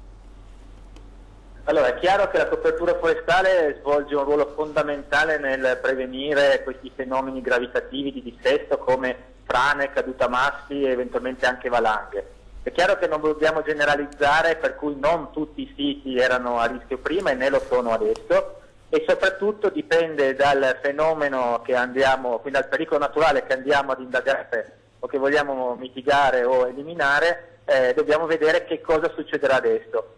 Quando abbiamo del materiale a terra, ad esempio il fenomeno di valanghe o cadutamassi è comunque prevenuto, perché abbiamo una rugosità, abbiamo tanto materiale a terra che fa sì che il fenomeno non si presenti. Con le frane invece questo può essere un problema, perché abbiamo anche delle fratture al suolo dove le piante sono state sradicate, e possiamo avere delle infiltrazioni di acqua e quindi anche avere piccoli smottamenti che si vengono a creare. Il problema grosso sarà quando si farà lo sgombero del materiale, quindi quando si esporteranno anche tutti i tronchi a terra e quindi verranno meno quelle difese, quelle protezioni che vengono effettivamente portate dal materiale a terra. E quindi bisognerà accompagnare in alcune situazioni gli interventi anche ad opere magari temporanee contro lo scivolamento della neve o di protezione da cadutamassi. Senta, perché professore, voi state facendo un lavoro straordinario che davvero non possiamo immaginare dove abbiate potuto cominciare, perché guardando quelle immagini, lo ricordavamo che hanno fatto il giro del mondo, davvero lei ce lo ha chiarito ancora una volta come ci vogliano anni per riportare una situazione che non sarà chiaramente come quella di prima. Forse ci saranno più pascoli, ci diceva l'assessore Bottaccini, perché c'era troppa area boscata anche, poi su questo magari ci dirà qualcosa. Ma ci conferma il dato 1 milione di metri cubi di alberi rimosso fino a questo momento sugli 8 che diceva lei, quindi? No, io non posso confermare questo dato, anche perché al momento attuale di massa asportata è molto bassa, in quanto si sono fatti diversi bandi, diverse aste di legname che sono andate a buon fine, e quindi ci sarà del materiale che nel primo anno potremmo assestarci intorno a quelle cifre, ma presumibilmente anche qualcosa in meno. Dobbiamo capire che le nostre imprese non sono in grado di smaltire tutto questo materiale, arriveranno, e sono già arrivate, stanno arrivando ditte dall'estero più organizzate e che possono effettivamente essere utili in queste situazioni, perché non possiamo farcela soltanto con le nostre imprese, ma adesso come adesso numeri precisi su quanto è stato sgomberato non si possono assolutamente dare, e non siamo assolutamente vicino al 1 milione di metri cubi, anzi proprio perché adesso cominciano a partire questi grandi lotti, per cui ci sarà la stagione, quindi a fine anno potremo valutare quanto nella prima stagione è stato sgomberato e potremo eventualmente capire quanto ci sarà ancora da fare. Chiaro. Qual è il rischio adesso, professore? Perché giustamente ragionavamo in questi giorni, di fatto siamo già a marzo, metà marzo, quindi raccontavamo il giorno dopo dell'alluvione di ottobre-novembre come ci fosse quell'orizzonte di aprile, massimo maggio, per cercare di non perdere la qualità di quel legname.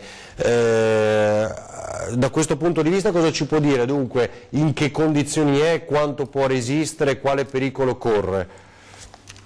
Allora, non sono un tecnologo del legno, quindi non posso dare dei dati precisi, però è chiaro che il materiale al momento è ancora in buono stato.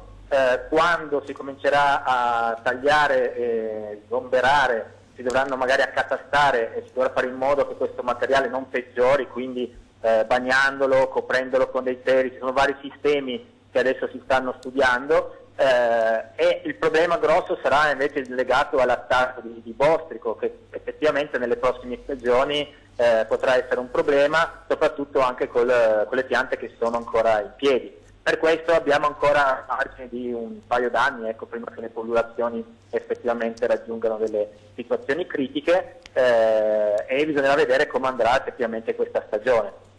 Ci sono difficoltà sulle parti che sono di proprietari privati? Mi pare un 20% sull'80%, sul 100%, vado a memoria, del territorio colpito. Il grosso problema è che asportare questo materiale non è facile, è rischioso e oneroso, per cui effettivamente anche i privati hanno bisogno di un supporto, di un contributo, affinché certi lotti e certe particelle siano effettivamente appetibili anche da una ditta che va a fare delle utilizzazioni, perché altrimenti è un costo puro in cui non c'è una copertura dalla vendita del legname stesso. Quindi adesso le amministrazioni dovranno decidere quali sono le aree prioritarie, in funzione anche della protezione, del rischio per le infrastrutture, per le strade, eccetera. Anche i soldi che sono stati devoluti al Veneto in prima battuta andranno tutti a mettere in sicurezza le infrastrutture, le strade, e quindi di conseguenza ad agire su quei popolamenti forestali che effettivamente esistono al di sopra degli abitati, in prossimità delle strade e delle piste, in modo da mettere in sicurezza il territorio. Grazie professore Emanuele Lingua, grazie, buona giornata. Molte. Il TESAF, l'Università di Padova, esperto appunto anche di questo tema degli alberi schiantati, più volte abbiamo sentito il suo parere in questi mesi. Ora stiamo aspettando di ricollegarci con Marta Marangon, ma solo un flash, tra l'altro questa mattina ci siamo risvegliati con un nuovo blitz Hai ragione, sulla mafia nel nostro territorio, questa volta mi pare 33 arresti e l'indagine è su 'ndrangheta, in particolar modo un'indagine di Padova. Questa mattina da poco più di mezz'ora credo è iniziata la conferenza stampa, quindi vedremo anche se poi ci può aggiornare, visto che siamo in diretta questa mattina ininterrottamente per seguire anche la visita del Capo dello Stato, se Ilaria Marchiori, che racconterà di questo blitz all'alba, ci potrà dire questo è il titolo del Gazzettino, stiamo mostrando blitz all'alba contro l''ndrangheta, 33 arresti in Veneto, scoperto il legame tra clan e imprenditori locali. Zaia ha commentato: questa è una terra di onestà e legalità, tolleranza zero. In effetti, Ferdinando, anche l'ultima operazione, quella che ha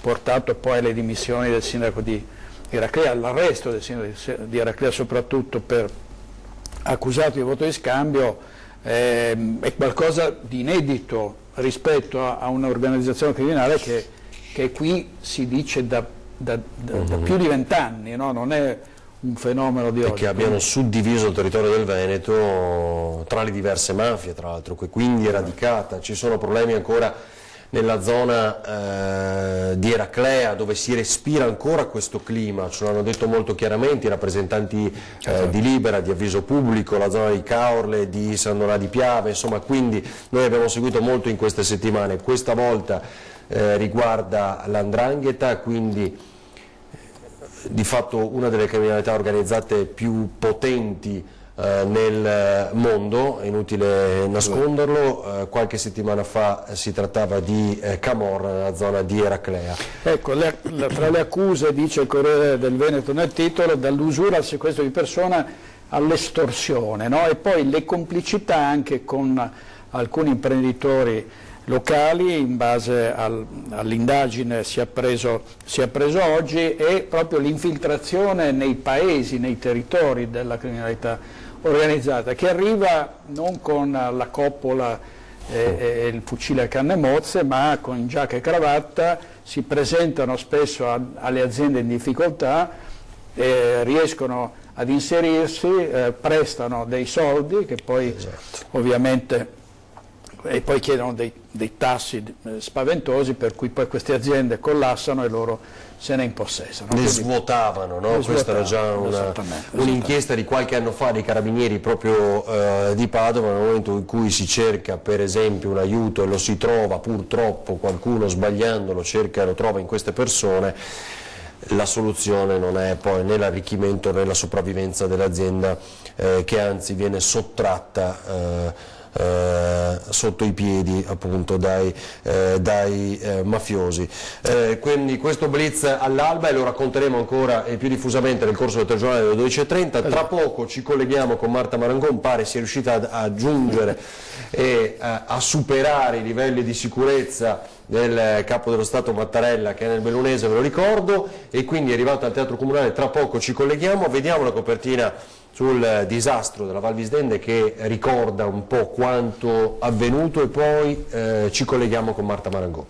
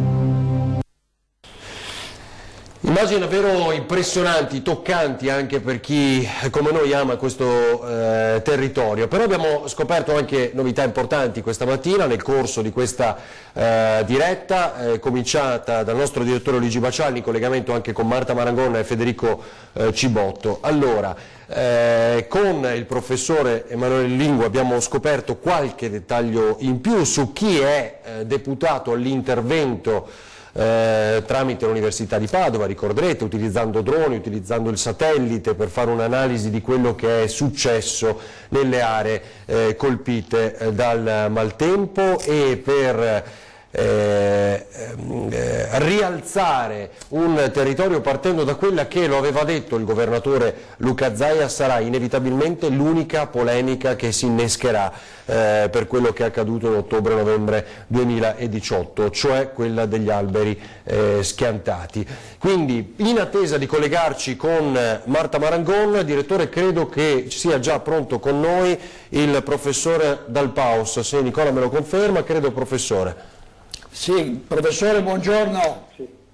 Buongiorno. Buongiorno professore, grazie molte per la sua disponibilità, come sempre. Ricordo che il professor Luigi Dal Paus è il più illustre degli studiosi di fenomeni idrogeologici, e ha insegnato all'Università di Padova e ha pubblicato non so quanti studi proprio sulla situazione idrogeologica anche del Veneto, e ricordo, professore, che lei aveva lanciato molti anni fa l'allarme per una situazione idrogeologica della nostra regione che era stato per molto tempo inascoltato.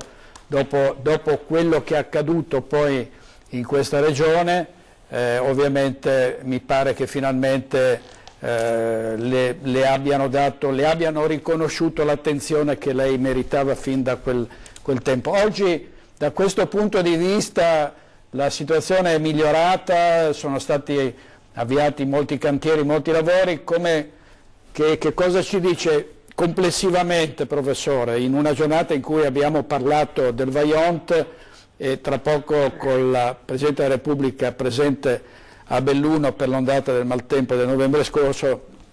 Ovviamente torneremo, e siamo tornati sui danni procurati appunto da questa ondata del maltempo nel bellunese in particolare. Io penso che dopo il 2010 qualcosa sia cambiato e che un po' di attenzione a queste questioni della difesa idraulica e geologica del nostro territorio sia stata riservata. Sono state iniziate delle opere, sono state completate delle opere, altre sono in progetto, ma la strada è ancora, secondo me, molto lunga, e soprattutto mi augurerei di vedere anche qualche altra opera fatta, ad esempio sul Piave, visto esatto, che siete a Belluno, e il Piave ha dato un segnale, direi, abbastanza preoccupante nell'ottobre dell'anno scorso. Speriamo che si continui in questa direzione e che ci si renda conto che è fondamentale garantire la sicurezza idraulica e geologica a un territorio, perché direi che è la condizione prima che il cittadino deve pretendere. Professore, qui con me in studio c'è il vice direttore delle nostre reti, Ferdinando Avarino. Buongiorno professore, tra l'altro vedo che stiamo quasi per collegare dal Teatro Comunale dove c'è il presidente Mattarella. Di fatto, professore, ha toccato come sempre il punto centrale, perché lo stesso Zaia ha detto in quei giorni di emergenza che adesso l'attenzione, il prossimo intervento deve essere veloce, non ci vogliono comitati, non ci si deve lamentare per gli alberi nell'alveo e quanto di simile. Il prossimo intervento deve essere il Piave. Io credo che il Piave sia uno dei fiumi che può creare molti problemi a valle di Nervesa. Lo è stato anche sempre storicamente, solo che purtroppo le indicazioni che già erano state formulate al tempo della Commissione De Marchi, poi sono rimaste lì, lettera morta, perché sono incominciate le obiezioni, le opposizioni. Io non so, alcuni dei personaggi che io ho conosciuto in quei giorni di ottobre dell'anno scorso, che momenti abbiano vissuto. Se avevano un po' di coscienza probabilmente avrebbero potuto riflettere sulle conseguenze che si potevano determinare e che fortunatamente non si sono avute, ma il Piave è stato al limite della sua capacità di convogliamento di portata a valle di Ponte di Piave. Questo dovrebbe far riflettere. Professore, secondo me dovrebbe esserci... le chiedo, mi perdoni, un ultimo flash, vedo che poi è arrivato anche il Capo dello Stato, come le dicevo, ma forse mai come ora, non lo so, più di prima, come lo vogliamo dire, c'è un'attenzione anche per il dissesto idrogeologico, con stanziamenti annunciati almeno dal governo, questi 976 milioni in 3 anni che arrivano per i danni del Veneto, quindi altro tema, con altri soldi che devono arrivare dal Ministero dell'Ambiente e dall'Europa, così come annunciato. Però ripartendo da questi che sono, ripeto, finanziamenti solo per coprire il danno che noi abbiamo subito nelle nostre terre, c'è una prospettiva di attenzione e quindi di intervento secondo lei sul dissesto idrogeologico? A me sembra che questo governatore e anche i suoi assessori abbiano riservato dopo il 2010 attenzione a queste questioni, molto trascurate prima, devo dire, ignorate oppure non so, non conosciute. Io credo che è inutile stare qui a parlare di quello che è capitato. Sarebbe opportuno invece rendersi conto che c'è necessità di un cambiamento di passo, che quello che è stato fatto deve essere proseguito e che non ci si deve arrendere, perché il compito è un compito difficile e il Veneto ha davanti a sé 30-50 anni di opere per poter arrivare a dare una condizione decente di sicurezza idraulica e geologica al suo territorio. I problemi sono tanti, alcuni sono gravi, bisogna incominciare ad affrontarli. Grazie al professor Luigi Dal Paus. Grazie professore, a presto, grazie molte, grazie. Grazie, buona giornata. Allora, vedo Marta. E allora dovremo collegarci tra pochissimo con il Teatro Comunale di Belluno, dove abbiamo visto nelle immagini sul palco molti bambini che probabilmente intoneranno qualche brano musicale da dedicare al Capo dello Stato che sta per arrivare. Credo che tra pochissimo il Presidente della Repubblica inizierà il suo discorso e noi abbiamo al Teatro Comunale di Belluno Marta Marangon e Federico Cibotto. Vediamo se Marta ci senti e se puoi già darci conto di quello che sta accadendo. Sì, direttore, buona giornata, rieccoci quindi collegati dal Teatro Comunale di Belluno, da Longarone, quindi ci siamo spostati qui in centro a Belluno, dove tra pochissimi minuti dovrebbe arrivare il Capo dello Stato Mattarella. Ci siamo lasciati dunque a Longarone davanti al cimitero monumentale delle vittime del Vajont. La giornata è una bellissima giornata di sole, il vento si è calmato, quindi per il Capo dello Stato è stato possibile il sorvolo in elicottero delle zone, quelle che sono state colpite dalla devastante ondata di maltempo del 29 ottobre del 2018. Quindi dopo questo sopralluogo dall'alto nelle zone appunto duramente colpite da quel fenomeno atmosferico, da quel ciclone così come è stato definito, il Capo dello Stato arriverà qui appunto al Teatro Comunale di Belluno, teatro gremito, esaurito naturalmente, e si entra soltanto su invito. In platea, se adesso Federico vuole girare la telecamera, riuscite a vedere, ci sono naturalmente tutte le autorità regionali, il Consiglio regionale vedo quasi praticamente al completo, gli assessori in prima fila, nelle file successive, i consiglieri regionali e poi moltissimi sindaci con la fascia tricolore, sindaci della provincia di Belluno. Al piano superiore, nel quale ci troviamo noi sul loggione, invece potete vedere ci sono tutti gli uomini della macchina del soccorso, protezione civile, vigili del fuoco, SUEM 118, tutte quelle centinaia di persone che nel corso della devastante alluvione del 29 ottobre sono state impegnate appunto proprio nel soccorso alle popolazioni bellunesi così duramente colpite da questo eccezionale fenomeno atmosferico, e proprio a loro il Presidente della Repubblica Sergio Mattarella ha voluto dedicare un pensiero particolare, perché nel discorso che ha divulgato alla stampa appunto per preannunciare la sua visita nel bellunese ha proprio sottolineato il grandissimo impegno nel soccorso, il grandissimo impegno nella gestione delle emergenze, della solidarietà. Ecco, sentite, sta arrivando il Presidente della Repubblica, accolto da un applauso. No, non è il Presidente, scusate, perché è il Presidente della Regione Luca Zaia, accompagnato dal Prefetto di Belluno Esposito, i comandanti dei Carabinieri, e adesso tra pochissimo dovrebbe entrare il Presidente della Repubblica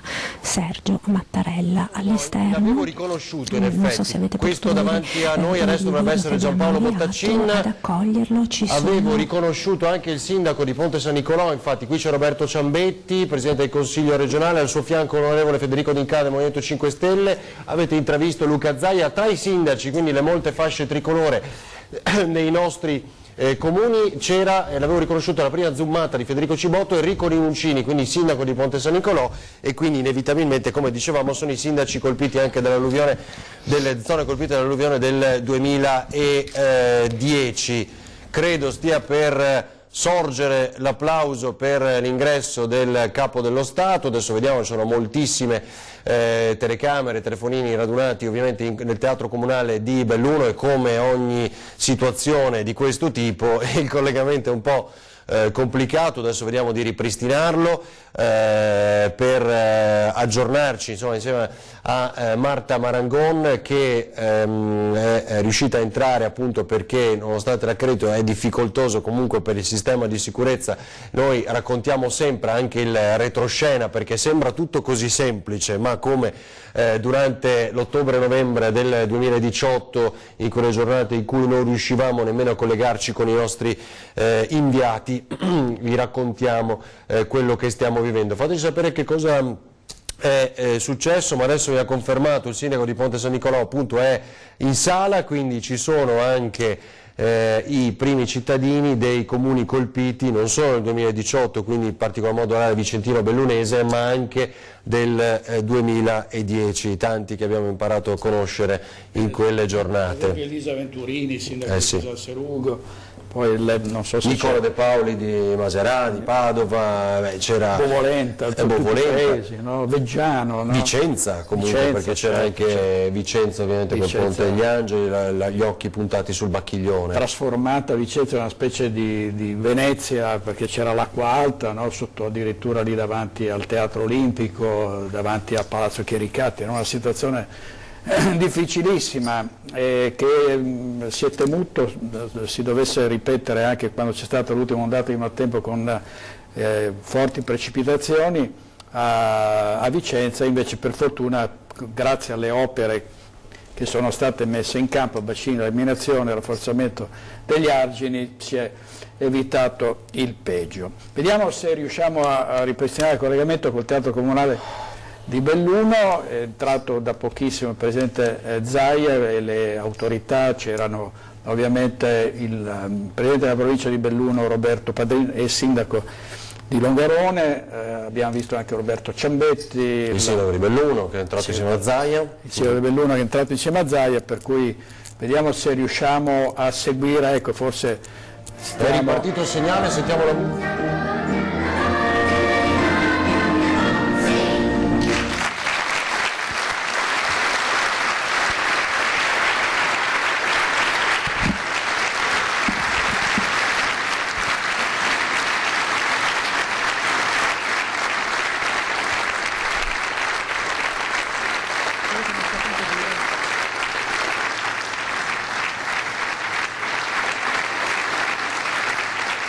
Marco, se puoi riprendi pure la linea, sei in onda.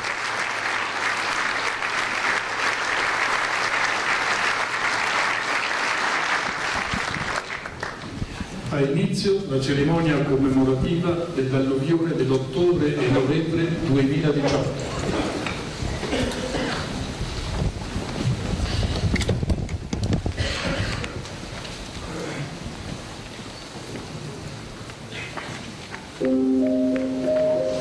Inizia un video che commemora quello che è successo ottobre-novembre.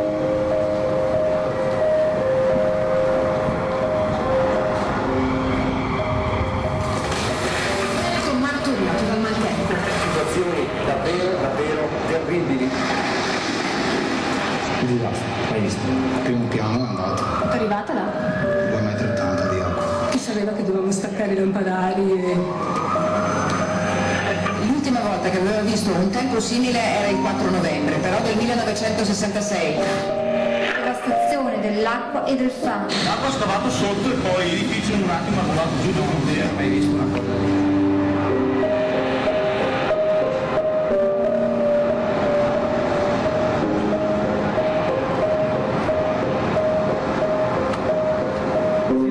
Piano 80 cm dentro, distrutto tutto, non c'è più letti, non c'è più niente. Le persone sono state fatte evacuare, si sono spostate.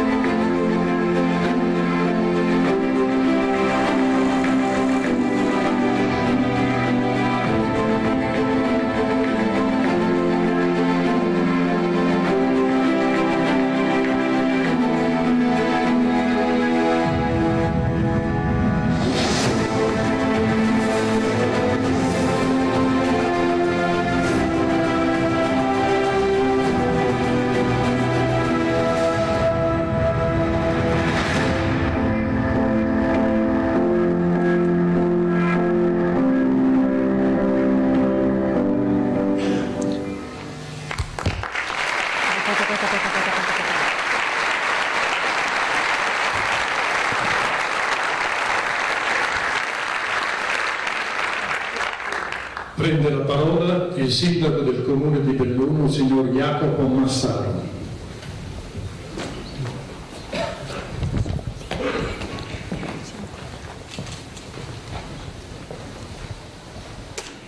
Signor Presidente, ho l'onore sicuramente immeritato di porgerle il benvenuto nella città di Belluno a nome di tutti i miei concittadini bellunesi che sono sempre inclini a ricordare, a mantenere, a preservare la memoria di tutti i sacrifici che per immigrazione o per guerra nel corso degli anni hanno tributato al nostro Paese. Noi l'accogliamo con gratitudine e con orgoglio. La gratitudine è perché abbiamo qui il Presidente della Repubblica dopo 16 anni e per noi è un avvenimento molto importante, ma soprattutto perché lei è il massimo garante della Costituzione. Essendo Belluno una città a medaglia d'oro per la lotta di liberazione dal nazifascismo, dall'oppressione nazifascista, per noi non può che essere una grande occasione il fatto di poterla ospitare. La accogliamo con orgoglio, diciamo, per un aspetto più umano. Noi bellunesi siamo persone di montagna, siamo poco abituati al clamore, poco inclini all'ostentazione, siamo abituati a lavorare in modo silenzioso per la nostra comunità e anche per le altrui comunità, soprattutto in caso di calamità sia naturale sia dovuta alla mano dell'uomo. Siamo inclini a lamentarci poco perché siamo fiduciosi nel fatto che le istituzioni risolveranno i problemi, siamo inclini a lamentarci poco anche quando vediamo ogni tanto che territori uguali vengono trattati in modo un po' diseguale, però noi abbiamo fiducia nelle istituzioni e siamo certi che i problemi verranno risolti e siamo quindi orgogliosi di accoglierla perché lei è un po' sotto il profilo umano una persona laboriosa che lavora silenziosamente e lavora per la nostra comunità e per la nostra Costituzione, quindi abbiamo una sorta di vicinanza con il suo modo di fare. Lei viene da molto più lontano geograficamente, ma anche questo è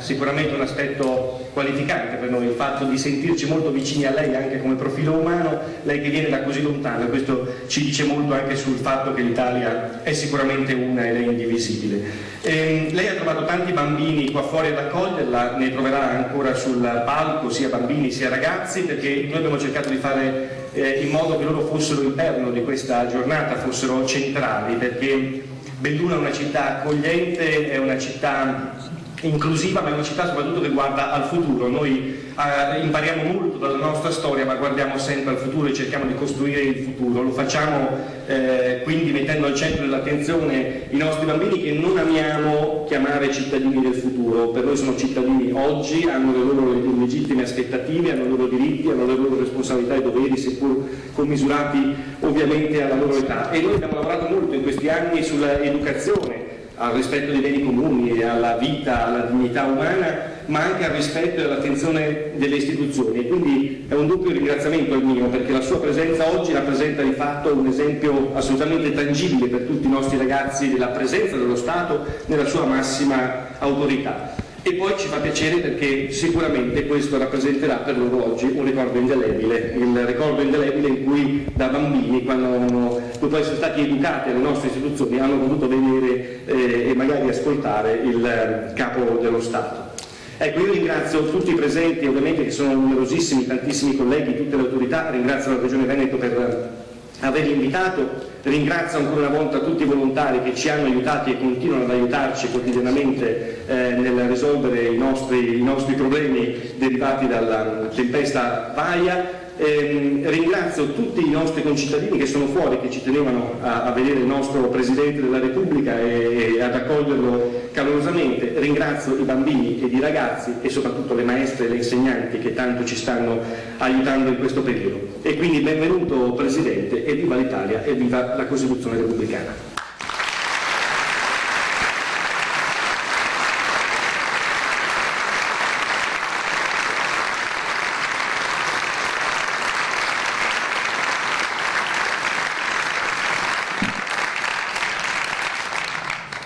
Prende la parola il Presidente della Provincia di Belluno, signor Roberto Padrino.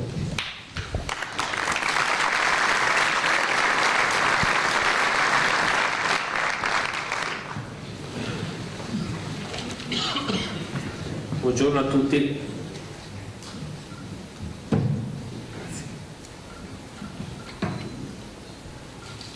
Buongiorno a tutti. Signor Presidente, per me è un privilegio unico e speciale, un grande onore porgerle il saluto caloroso e affettuoso della popolazione bellunese che rappresento. Al nostro Presidente della Regione, al Sindaco che ci ospita nella sua città, al Vescovo e a tutti i presenti estendo il saluto mio personale e della provincia che ho l'onore di rappresentare.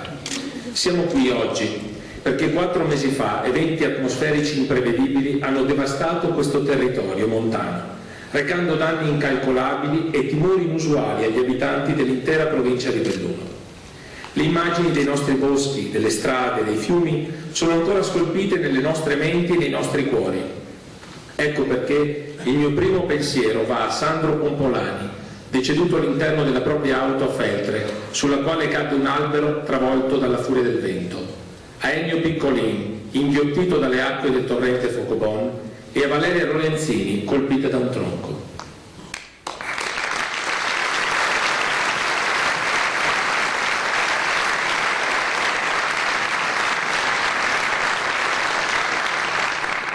Nel mio breve saluto, signor Presidente, intendo sottolineare su pochi, ma concreti aspetti che gli eventi dello scorso ottobre hanno messo in luce.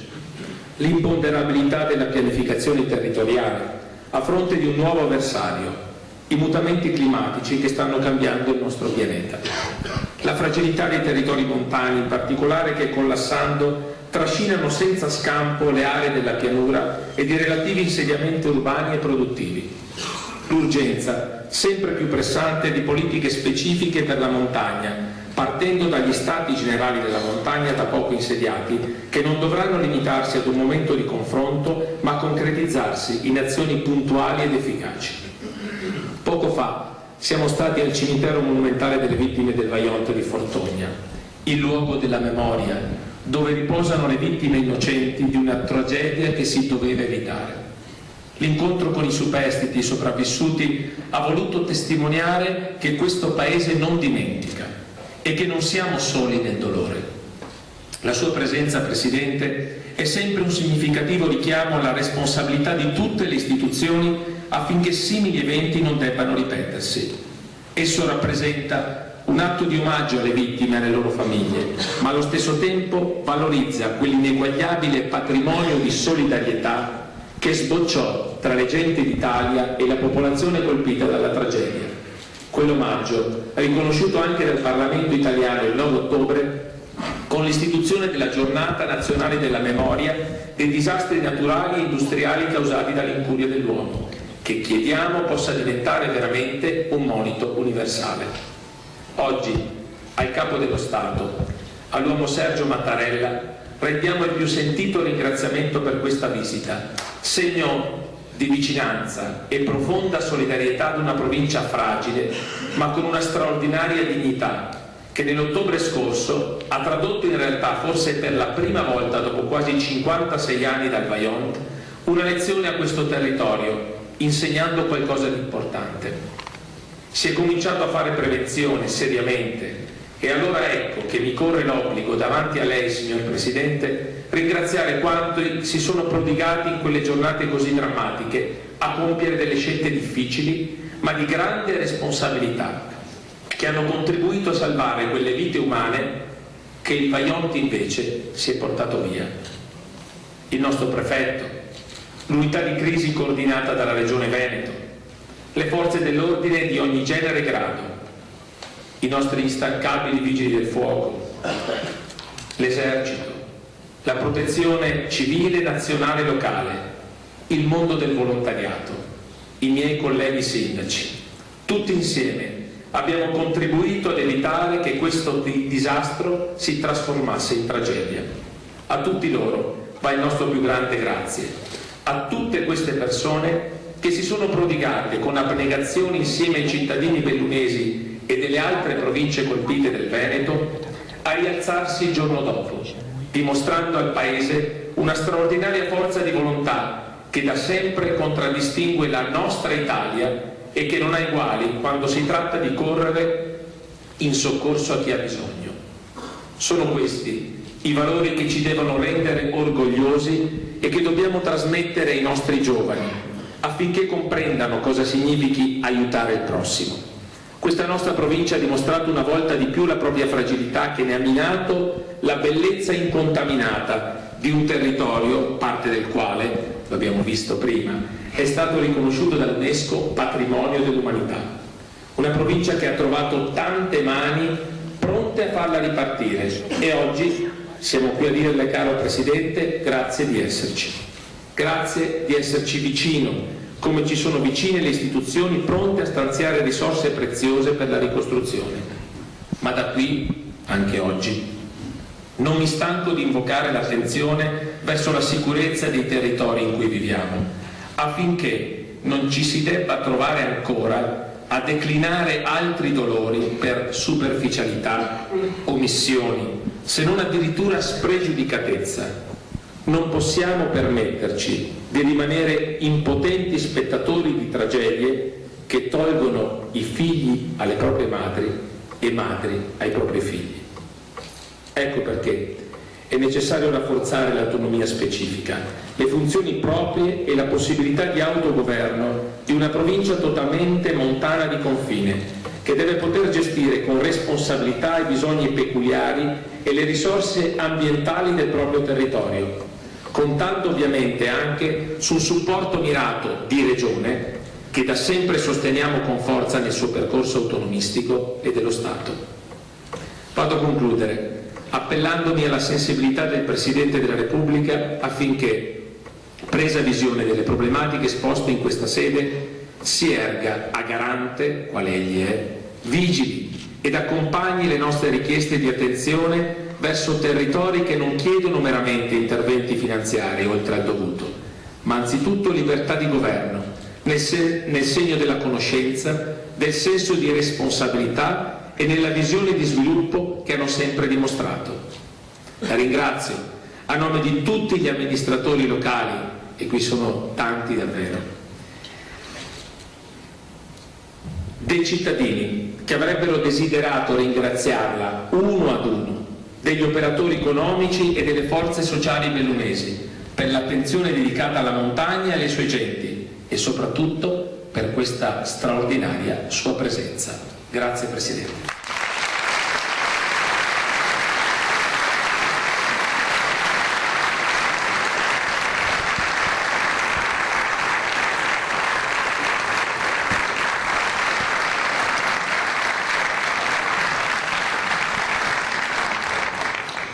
Prende la parola il Presidente della Giunta regionale del Veneto, Dottor Luca Zaia.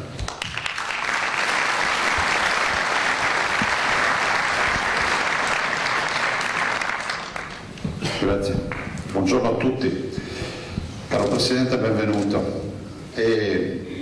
La ringrazio doppiamente. La ringrazio innanzitutto perché questa mattina ha deciso di venire a rendere giustizia a quello che è la vicenda del Vajont. Non possiamo non ricordare che quel 9 ottobre del 1963 1910 persone hanno perso la vita, tra quelle persone 487 bimbi. Quindi veramente grazie di cuore per aver deciso di venire in Veneto e di essere stato presente anche a Fortogna e quindi con quella visita. La ringrazio, molto probabilmente i cittadini qui non lo sanno, la ringrazio per la vicinanza che ci ha dato durante la tragedia. Sto parlando della tragedia Baia. Io ho avuto modo di sentire il Presidente durante le ore di massima tensione. È una tragedia, signor Presidente, che ci ha toccato da vicino. Noi siamo abituati a rimboccarci le maniche. Lei ci conosce bene e sa, come diciamo sempre noi, pancia a terra e avanti. Prima con il Presidente abbiamo sorvolato le valli del Cadore e dicevo al Presidente: guardi, da queste terre che sono impervie, che sono difficili, sono partiti molti veneti, molti bellunesi, molti cadorini, sono andati in giro per il mondo, ma non a riempire le galere, ma a farci onore, ad essere rispettati, e ho detto hanno esportato il gelato in tutto il mondo. E penso che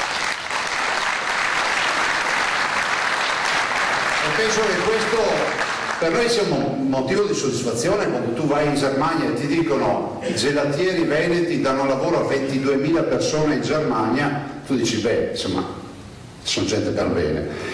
È una tragedia che ci colpisce da vicino nonostante la voglia sempre di ripartire, l'ha visto in questo video.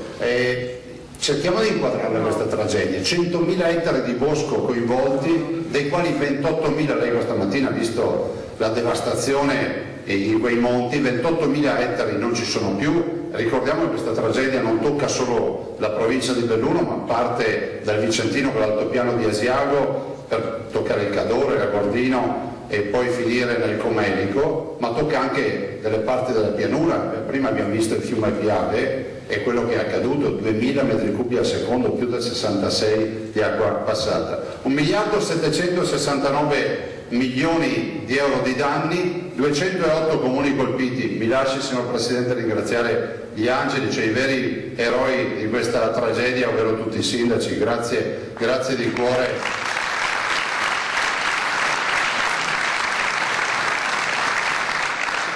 È facile fare gli eroi volontari in pianura, non è altrettanto facile farli in montagna. Raccontavo prima al Presidente che dopo la tragedia, quella notte, noi ci siamo ritrovati con dei comuni totalmente isolati dal punto di vista viabilistico, con la telefonia, con i messaggi radio, senza acquedotto e senza energia elettrica. Comuni che hanno trascinato questa condizione per giornate intere, quindi il sacrificio dei cittadini, ma la presenza, io lo posso dire, la presenza dei sindaci in prima linea.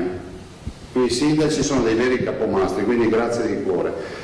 Una tragedia che ha coinvolto i 208 comuni, signor Presidente, una tragedia che ci vede colpiti da vicino, ma anche che ci vede aiutati dal Governo. Il Governo ha già stanziato quasi 1 miliardo di euro e devo dire grazie anche a lei, perché so quanto ci abbia aiutato in questa partita non facile, in un momento nel quale trovare risorse non è sempre facile. Abbiamo sempre bisogno dell'aiuto di tutti. Lei ha visto con le pendici, non sarà facile portare via tutto quel legname, stiamo parlando mediamente di 14 milioni di alberi, circa 2,5 milioni di metri cubi di alberi che dovremmo portare via da quelle montagne e a rifar partire i boschi, a rifar partire i prati e pensare che quel paesaggio che è patrimonio dell'umanità torni ad essere il paesaggio bello che conosciamo da sempre. Ringrazio infine rispetto a questa tragedia, e ci tengo veramente molto, ai 5.000 volontari. Se non avessimo avuto i volontari, noi qui in Veneto diciamo che una persona ogni 5 fa volontariato. Bene, abbiamo avuto 5.000 di veneti, 500 da fuori del Veneto. Ringrazio le 8 colonne mobili arrivate dal Piemonte, dal Trentino Alto Adige, dall'Emilia Romagna, dalla Toscana, dalle Marche, insomma le 8 colonne mobili, e ringrazio un po' tutti quelli che hanno lavorato, la protezione civile, i vigili del fuoco, l'esercito, le forze dell'ordine, gli alpini, gli immancabili alpini, guai se non ci fossero bisognerebbe inventarli. Insomma, grazie a tutti quelli che hanno lavorato. Noi guardiamo avanti, signor Presidente. Qualcuno si potrà chiedere, ma allora cosa possiamo fare per questa comunità? Ma guardi, questa comunità la si può aiutare velocemente con 2 o 3 operazioni molto semplici. Una che è quella dell'autonomia. E è una partita che noi non consideriamo irrispettosa, è una partita che consideriamo assolutamente rispettosa della legge, lo abbiamo fatto, come lei ben sa, nell'alveo della Costituzione. È la volontà non di dar vita alla secessione dei ricchi o affamare qualcun altro che magari non se la passa bene come le nostre comunità, ma è la volontà di iniziare un percorso nuovo per questo Paese, che è un vero e proprio cambiamento di paradigma, di pelle se vuole. No? Einaudi nel 48, non serve che io lo dica a lei, perché lei è profondo conoscitore di tutto quello che è la Costituzione e gli atti della Costituzione, nel presentare la Costituzione diceva ad ognuno dovremmo dare l'autonomia che si spetta. Penso che questo sia il vero segnale, non la secessione dei ricchi. Penso che però oggi questo segnale è ancora più palpabile, visto e considerato che su 20 regioni in Italia 5 sono già autonome, 12 hanno chiesto il percorso di autonomia e 3 non lo stanno chiedendo. Quindi vuol dire che qualcosa di importante sta accadendo. Autonomia e responsabilità, e non è un caso che i veneti siano qui per primi a chiedere responsabilità. Penso che questa sia la vera via d'uscita. L'altra partita è assolutamente rappresentata dalle Olimpiadi. Mi perdoni, non è la lista della spesa, ma è la volontà di dire che queste sono delle assolutamente grandi opportunità per noi. Io so quanto lei è sensibile a questo argomento. La partita delle Olimpiadi, si è riusciti a mettere insieme 2 grandi comunità, la Lombardia e il Veneto, il comune di Milano e il comune di Cortina, si è riusciti a realizzare un sogno, quello che era considerato utopia, oggi ci vede alla photo finish assieme alla Svezia, ai colleghi svedesi. Siamo convinti di un bel dossier, abbiamo bisogno del suo aiuto. Abbiamo bisogno del suo aiuto. E abbiamo bisogno delle sue relazioni, abbiamo bisogno di tutto quello che può aiutarci in questo percorso, in un momento nel quale vogliamo assolutamente andare avanti, e sarebbero 2 grandi partite, l'autonomia e le Olimpiadi per questo territorio significano molto. Lo ricordavo prima il Presidente della provincia, diceva l'autonomia del Veneto, ma la specificità io direi l'autonomia di Belluno. Sa come noi pensiamo questa comunità, immaginiamo una regione che legifera e i territori che gestiscono le competenze, cioè la responsabilità vicino al cittadino. Io non aggiungo altro, la lascio con le parole di un suo conterraneo, mi perdoni se utilizzo parole non mie. Un suo conterraneo nel 49, Don Sturzo, diceva sono unitario ma federalista impenitente. Grazie.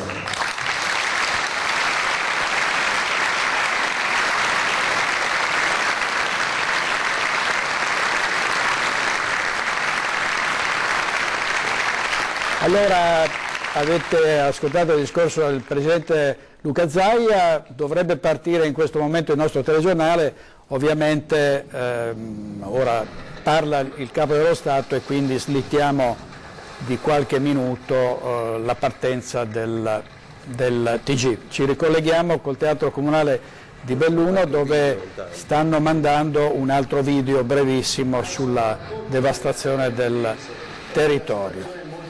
Perché ci sono migliaia e migliaia di famiglie a essere senza energia elettrica, senza acqua potabile, nell'isolamento. E sentivo gli alberi che cadevano, bam, crack. Ho pianto perché ho visto gli alberi caduti.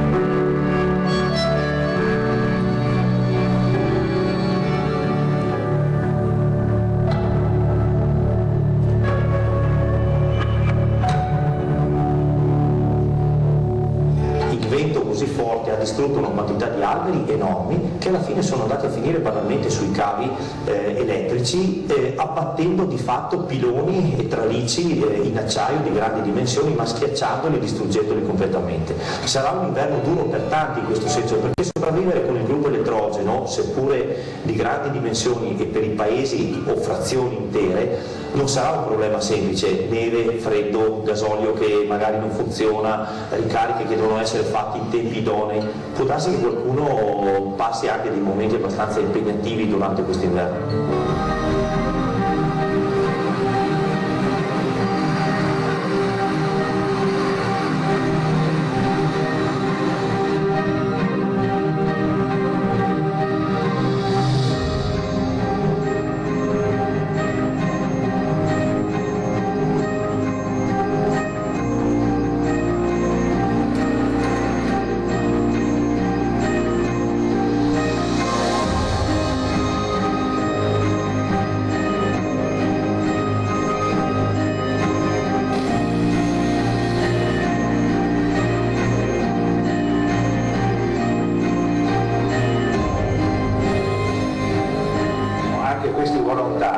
Sono andati via solo quando è stato tutto pulito, tanta gente veramente molto disponibile e sono stati più che preziosi.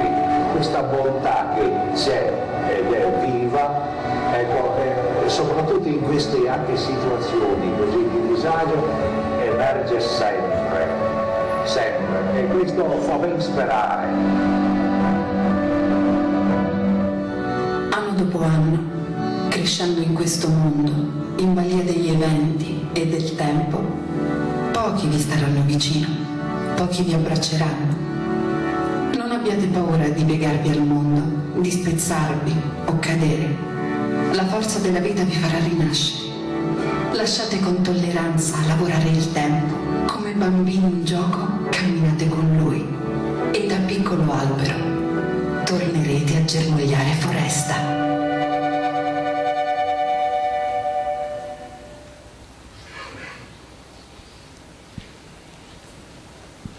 Beh, è un video davvero emozionante, tratto da un documento, viene citato adesso al Teatro Comunale di Belluno. Ora parlerà il Capo dello Stato. È molto interessante perché in questa lunga diretta adesso di fatto, appunto, se prende... Meteorologo dell'agenzia... No, meteorologo, quindi non parla il Capo dello Stato Mattarella. Non era scontato, questo lo sappiamo, anche perché diventava molto interessante dopo che di fatto Zaia aveva lanciato un appello importante sull'autonomia. Ecco, bisogna dire che a questo punto il Capo dello Stato, sia pure in maniera molto indiretta, dovrà fare un riferimento all'appello del governatore, che ha chiesto nuovamente, ha lanciato un appello per l'autonomia. Il Presidente della Repubblica, che ha sottolineato il ruolo importante del Parlamento, dovrà dire a questo punto qualcosa, quindi c'è molta attesa per quello che dirà. Potremmo mandare, cosa dici Ferdinando? Mandiamo la pubblicità, sì. Ci fermiamo e poi riparte il telegiornale con, speriamo, l'intervento del Capo dello Stato.